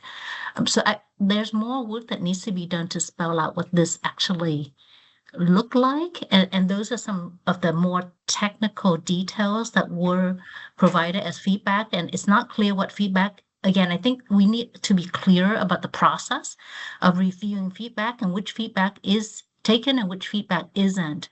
At Cal HHS, we document all public comments and the discussion that goes along with it, and we keep that internally, but still it is available should the public request it. And for a document like this, we do need to have a clear process of how do we take into account public comment, and what do we take and what do we disregard, and for what reason. I agree with you, Dr. Bowie. I think that is really important, because it does get confusing what's making its way into the document and how. And I really appreciate you bringing up the concern about having an MOU because you can't transfer right to 988. There's a little bullet that seems to try to address that, but it gets buried under how to initiate. It says following departmental policy and established informal agreement or MOU between the PSAP and 988 Lifeline Center, the 911 dispatcher may initiate a transfer to the 988 Lifeline Center. So it says following an established informal agreement or MOU, but it's listed under how to initiate. And so I think that there should be something kind of at the beginning that talks like, before this even happens, and that should stand out kind of more in bold. I think I recommended that last time. So I think that underscores what you're saying, which is that some things seem to make their way into this and others don't. And I'm not quite sure how that happens, but a process would be great. Okay, so it sounds like then we're definitely not at a place to take any action on this document in this meeting today. I do note that it's presently 12 o'clock and this meeting is scheduled to go till 12:30. And there are a few other agenda items that we want to get through here. So I think what we'll do is we'll put this matter over for our next meeting, during which time perhaps the working group can take an opportunity to review what's here, and any recommendations that didn't make it into this edited version could then be highlighted and submitted back with the understanding that they be included with the, what do we say, version reference numbers, so that we can keep track of what's been, submitted and what version we're on. And I see you have a comment, sir. Yeah. The thing that I'm trying to help us puzzle through and get to a solution, hopefully, is it's been tricky for the board to keep an eye on or have an understanding, stay up to date with what's happening in the work group. For example, if like today's the chair's not here, board members can't join that meeting because then we hit that quorum rule. And so we're really dependent on the communication between the work group and Cal OES or the rest of the board. And so because I don't want us to be here again at the next meeting and kind of have a similar situation where the work group didn't meet, board members can't attend the meeting, work group chair's not here, and then we're just kind of continue to be stalled. So I want us to have some way to prevent that so we can move forward with this important document that I think everyone is on page. We need to get approved as soon as it's ready for public consumption. Yeah, I think your recommendation is well taken, yes. So along with that, Steve, maybe if you could put this on your radar and then maybe to provide support in ways that for this to move, continue moving, whether through a work group capacity or some other capacity, if you could. Yeah, thank you for that comment. So I think already have an action item to sort of define the degree and extent to which support can be offered, but also thinking about ways alternatively that we can advance the work so that it doesn't end up, taking multiple years and so forth. So I thank you for that input as well. All right. Let's see. Moving on then to agenda item number 6. Oh, I'm sorry. Excuse me. Yes, I understand that there's a public comment that you would like to make. Thank you. I appreciate that. My name is Cassie Dibble. I'm giving my comments on behalf of the ACLU of Northern California and ACLU National's Disability Rights Program. I really appreciate Dr. Bowie's comments on this matter and the decision that was just made to put this item off to the next meeting. The discussion between board members really makes clear that it's not even clear to the full board what the operative version is and whether and how public comment has been incorporated, whether any additional modifications have been changed or have been made. I'll also note that no document was put into the Teams chat for virtual attendees. I thought maybe that was someone had indicated that would happen, but I don't see it as a Teams attendee. So as the board knows, we, along with the Disability Rights California, the Bazelon Center for Mental Health Law, and the ACLUs of Southern California and San Diego and Imperial counties, submitted written public comment to this advisory board in January with some suggested changes to the draft recommendations. That was as to the version published on the board's website in November 2025. It seems to me that anyone in the state who is not actively attending this meeting in real time in person hasn't had access to that operative document that's being considered. And while we understand that this is, a living document and it's called recommendations as opposed to a policy, the version that the board will approve will greatly impact how jurisdictions throughout the state formulate their local policies and will therefore have real impacts on Californians in crisis in the very near future. The board has acknowledged time and time again that jurisdictions will look to these recommendations to inform real policies. So it's critical that the public is given meaningful opportunity to review and provide feedback on the guidelines that will actually be voted on. We request that the operative version be posted on the board's webpage along with the agenda.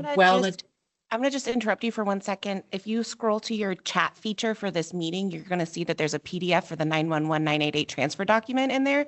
It was dropped in at 9:12 this morning. I have my meeting chat open. It says chat is turned off for this meeting and there's no document. I don't know if that's, excuse me? On my version, it says the chat feature has been disabled for this meeting. Please raise your hand when open to public comment or email with any questions. And then right below that, there's a PDF. I don't know what to tell you. I don't see that on my version. Okay. I don't know well, if that's just for your- because I'm an external participant and not part of the Cal OES system. Sorry, go ahead. Possibly, but it is also posted on our website. Just FYI. The operative version, as in the one that was updated since November 2025? The one that was included for this meeting, yes. I looked about 10 minutes ago and the only version I saw, I'm looking again right now, Must be because there. is, let's see.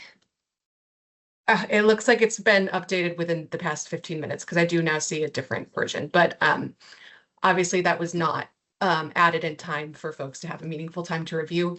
I just like to close by saying that we request that whatever operative version that the board is going to be voting on will be posted on the webpage well in advance of that next meeting to allow the public to review it. Thank you. All right, thank you for that comment. And yes, our commitment is to share these things in advance of any action being taken. So I think that underscores the fact that we're not taking action this time. I think puts us in a good spot there. But thank you again for the engagement on that point. I recognize that it is important to a lot of stakeholder groups. So thank you. Any other public comment online on that topic? Nope. Okay, how about in the room? Any public comment in the room on that topic? All right, seeing none. Sorry, Steve, this is Antu online, not a public comment, but just so you're aware, I don't have access to the Teams chat either. It says chat is turned off for this meeting. That's how it appears to me. So it looks like we can't share the external documents via Teams, or excuse me, we can't share documents via Teams with external parties, but it is also available on our website. All right, thank you for that clarification. All right. Yeah, no more open or public comment on that topic then. I'm not seeing any hands in the room, so we'll move to the next agenda item 6, which is the Customer Resource Management Walkthrough. And I believe we have a video presentation, which I think will be shared in your screens here, and then also perhaps a narrative. Good morning, everybody, or good afternoon. Thank you for your time here today. Yeah, we're going to show a video, about a 15-minute video that's going to walk through, show you some highlights of the CRM and what, we've been working with Buckaloo with that pilot that was mentioned earlier, and some of the progress we've made on our CRM. And so I know we don't have much time for probably questions after that, but if I want to hang back, anybody want to ask me any questions or get some time with me at a later time, I'd be more than happy to facilitate that. Incorporated into a beta version of the platform. Feedback gathered during this phase directly informed usability improvements, data structures, and workflow refinements. In the second quarter of 2025, all California 988 crisis centers were formally invited to participate in a CRM training and focus group initiative. This phase enabled remote access to the Nexus Lifeline, Nexus Connect, and Nexus Message, a structured training session, and direct feedback on functionality, workflows, and reporting. The goal of this effort was to ensure centers had meaningful exposure to the platform prior to their own implementations, while allowing NGA to incorporate statewide feedback into final readiness planning. Following the training and focus group phase, NGA and the California Governor's Office of Emergency Services jointly determined that the project should transition into a live pilot environment, focusing efforts on Buckaloo programs as the pilot center.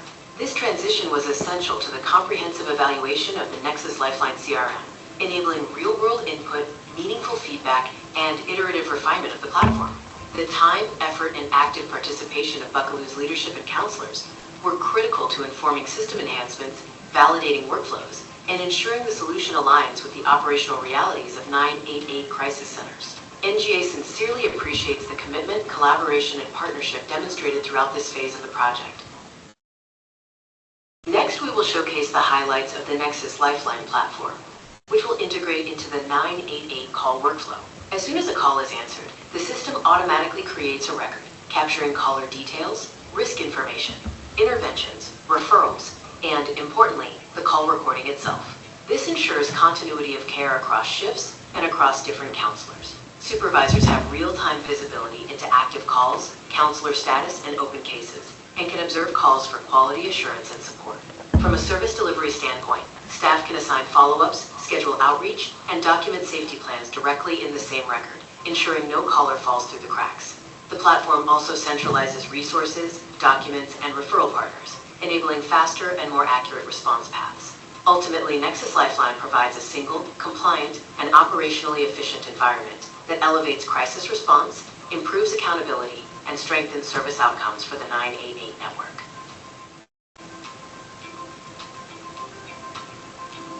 The 988 Suicide and Crisis Lifeline offers compassionate support for anyone in emotional distress. Nexus Lifeline is the CRM powering this essential service, ensuring every contact is managed efficiently and empathetically. The customizable dashboard provides a real-time overview of critical operational metrics, including current contacts, recent contacts, center monitoring, internal communications, staff scheduling, follow-ups, and tasks. These can all be accessed by the intuitive sidebar menu located in the dashboard, as well as availability when utilizing the other menu items.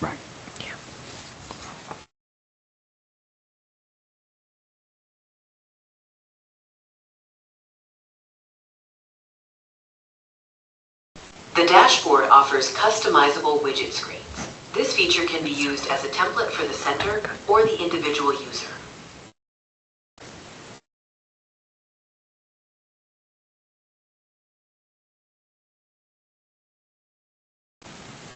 The user also has the ability to choose between light and dark modes.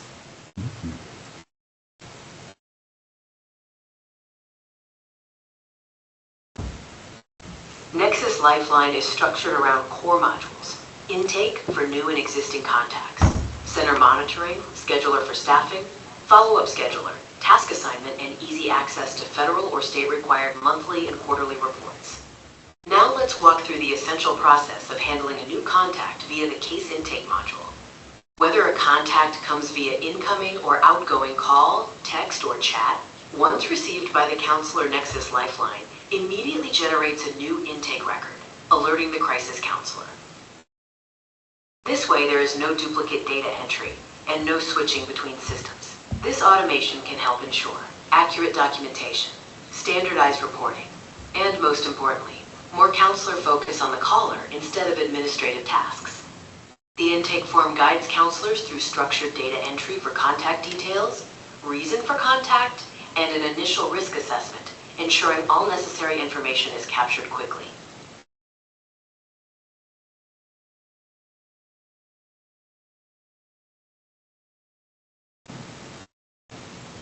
Conversation and Contact Bar offers features such as Conversation Timeline, which displays prior calls with timestamps, enabling quick historical context, and Export to PDF with a one-click generation of case documentation for audits or reporting.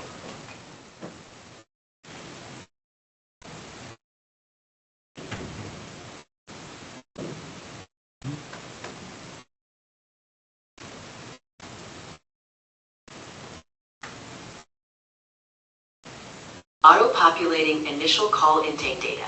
With the integration of the Nexus Connect call handling system, Nexus Lifeline can automatically populate key intake fields to support consistency, accuracy, and reliable reporting. Key intake includes channel, source, type, agent attribution, conversation start, end, and contact status. Draft status capability allows counselors to save a contact without completing all required fields upfront. This reduces disruption during active or high acuity calls. Contacts can then be finalized by updating the record from draft to published, ensuring all required data is completed before reporting or review. As contacts come into Nexus Lifeline, the system automatically presents a complete, person-centered caller profile that includes demographics, risk indicators, notes, referrals, and prior interaction history. This allows counselors to immediately understand context and provide more informed, empathetic support. The system also attempts to identify returning callers using the incoming phone number. Counselors can quickly confirm identity to ensure accuracy or create a new profile if needed. This supports continuity of care, reduces repeated questioning, and helps improve long-term service outcomes. This section is designed to guide the counselor through a structured, clinically informed risk assessment while remaining flexible and conversation-driven. The prompt questions at the top help capture critical safety indicators early in the interaction, such as whether the caller has experienced suicidal thoughts in recent days or taken any suicidal actions today. Based on the counselor's selections, the platform dynamically adapts. Different drop-down menus, assessment tools, and documentation fields will automatically appear to support deeper evaluation. For example, if suicidal thoughts are indicated, the system will initiate the Self-Rated Intent (SRI) assessment, allowing counselors to document the caller's perceived level of intent using a structured, evidence-based scale. Similarly, the system supports workflow automation beyond risk assessment. If during the interaction the counselor offers or schedules a follow-up, the platform will automatically engage the follow-up task menu. This allows the counselor to create and assign a follow-up call to another counselor if needed. Once scheduled, the follow-up becomes visible within the center's shared follow-up scheduler, ensuring continuity of care and team visibility across the crisis center. Below the prompt questions, counselors can further document findings across key domains, including suicidal desire, intent, capability, and protective buffers or connections.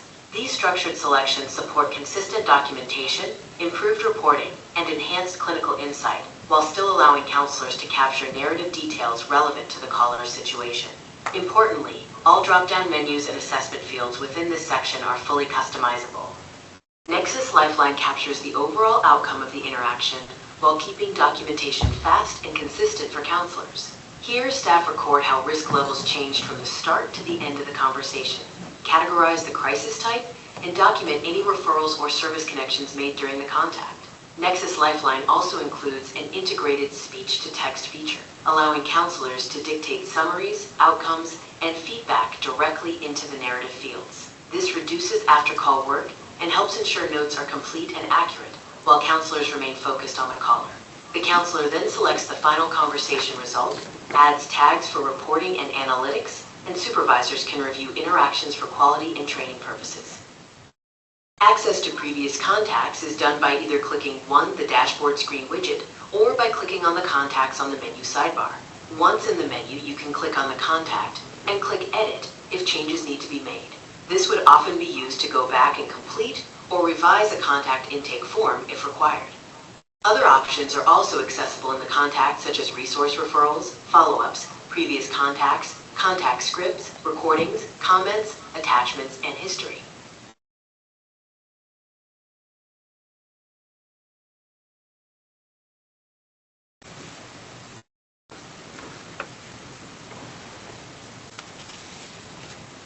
The Details tab captures the core information about the caller, including demographics, risk indicators, and notes from the interaction. Counselors can quickly navigate to resource referrals to document services or resources offered. And the Follow-Up tab allows them to schedule and assign follow-up outreach, which becomes visible in the center's shared scheduler. The Previous Contacts by Phone View provides immediate access to caller history. The Contact Script section provides guided prompts that can dynamically launch assessments or tasks based on counselor selections, and all prompts are fully customizable to meet each center's operational needs. Finally, tabs like Recordings, Comments, Attachments, and History support quality assurance, collaboration, and full documentation tracking, ensuring a complete and person-centered contact record. Nexus Lifeline offers recordings built into the contact for easy access. Call recordings provide an important safety and quality tool for the center. They allow supervisors to support coaching and training, help counselors prepare for follow-ups by understanding previous interactions, and ensure compliance with 988 standards. This can be done by simply going into the contact, selecting the recordings, and loading the audio file.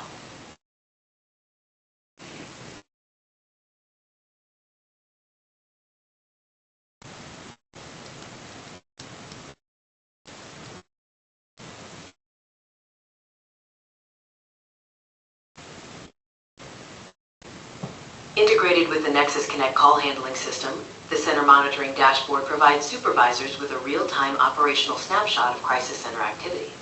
At the top, leadership can filter by date and time to review live or historical performance. The call channel statistics panel immediately shows incoming volume, abandoned contacts, and total call activity, helping quickly identify demand and service levels.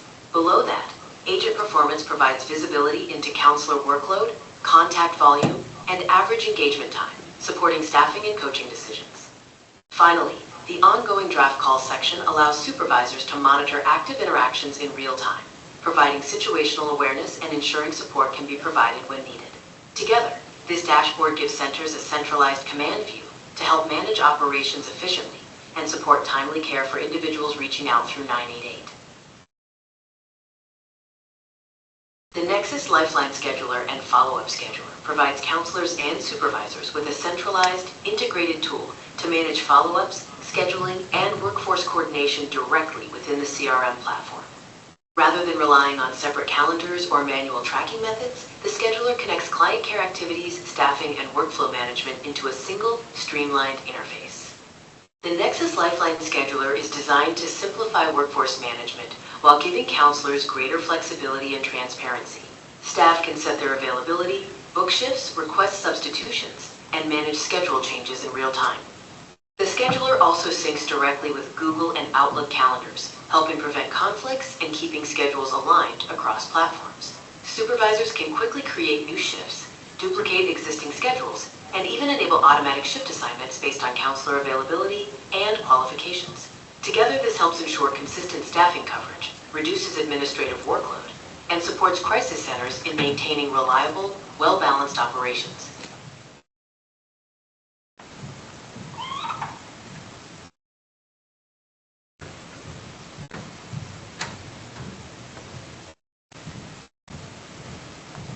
With the follow-up scheduler, counselors can create and manage follow-up tasks tied to specific individuals or interactions, ensuring continuity of care and accountability for outreach efforts. This action can be performed manually from the task menu or from the contact intake form. The system allows users to document progress, attach relevant materials, and collaborate across teams when follow-up activities need to be reassigned. Within Nexus Lifeline, centers can quickly generate required monthly and quarterly reports through a simple, centralized reporting dashboard. Administrators select the reporting month, and the system automatically compiles the required operational data. Most importantly, the reporting structure is fully configurable, allowing centers to tailor reports to meet evolving federal or state reporting requirements, reducing manual workload while improving accuracy and consistency.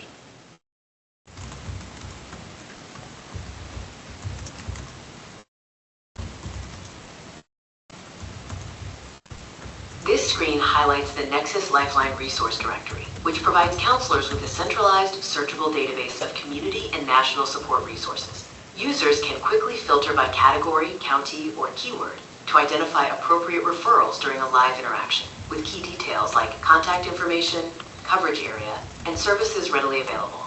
NGA can also upload a crisis center's existing resource database directly into Nexus Lifeline, or securely connect it through an API integration. This ensures there is no loss of historical resource data. Today we shared several of the key highlights and feature enhancements within Nexus Lifeline that have been shaped directly by user feedback, operational experience, and continued platform development.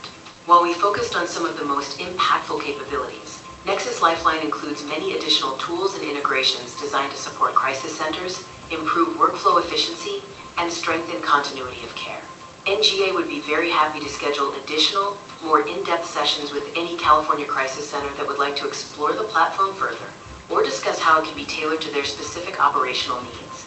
We sincerely appreciate everyone's time and engagement today and the opportunity to demonstrate what we believe will be an essential tool in supporting counselors, supervisors, and ultimately the individuals and communities served through 988. All right. Thank you for that presentation. Does the board have any comments or discussion around that?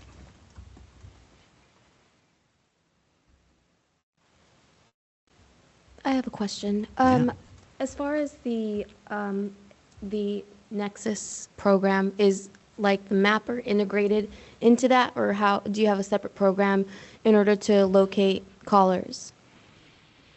So right now with 988, you're not allowed to locate callers.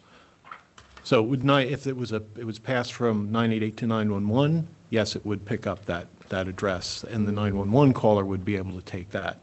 But the other way, not, the 988 caller is not allowed to get that. And I know that was something that was proposed to the FCC, but for right now, the 988 caller can't get that location information.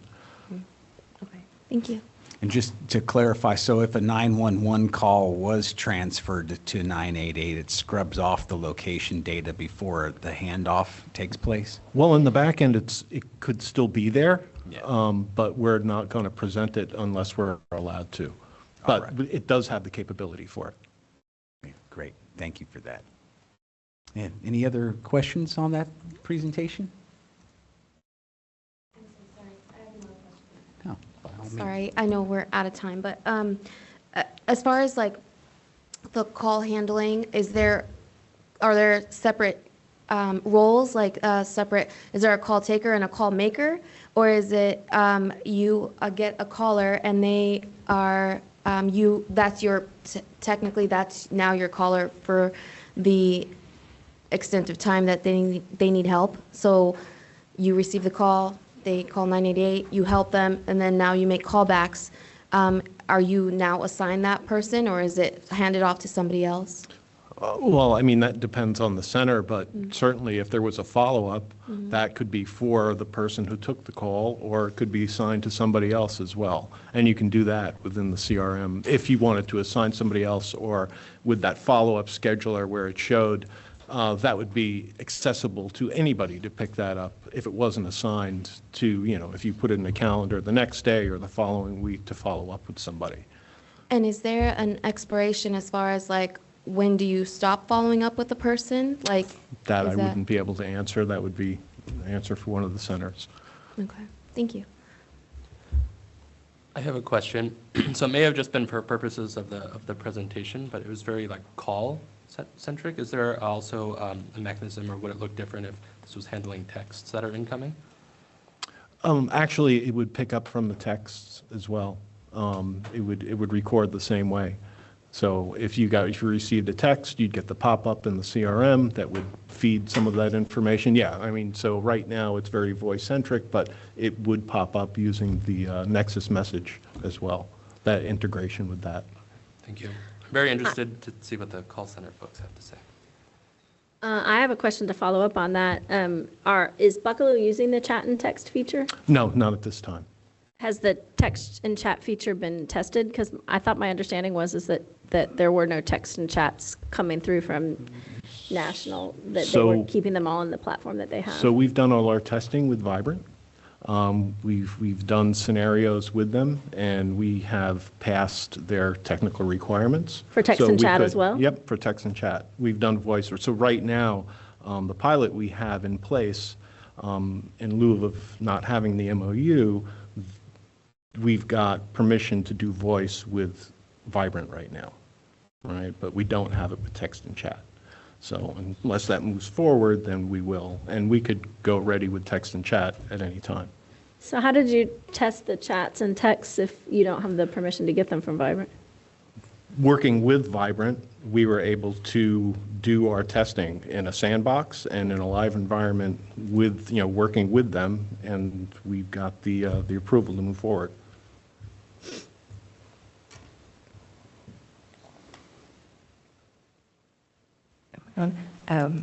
One of my earlier questions was whether or not the system could be separated out, the call part and the CRM part. So that would be further discussion with Cal OES. Right now, the contract that we have with Cal OES is designed for a call handling system. I'm not saying anything's possible, but for how the contract is designed right now, if there was amendment done, I'm sure that could be possible in building an API between some whatever existing call handling system and the CRM. But as the contract is right now, it's really based on the call handling system. Yeah, so just to add on to that, technologically, of course, it's possible to do that, but there's a lot of legwork and mapping that would have to be pinned down before it could just be turned on.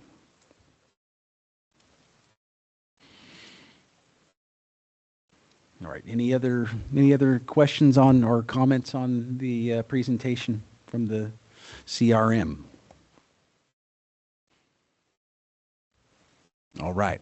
I'm not seeing any. So, well, thank you for the presentation and the video. Thank you for your time. Yeah.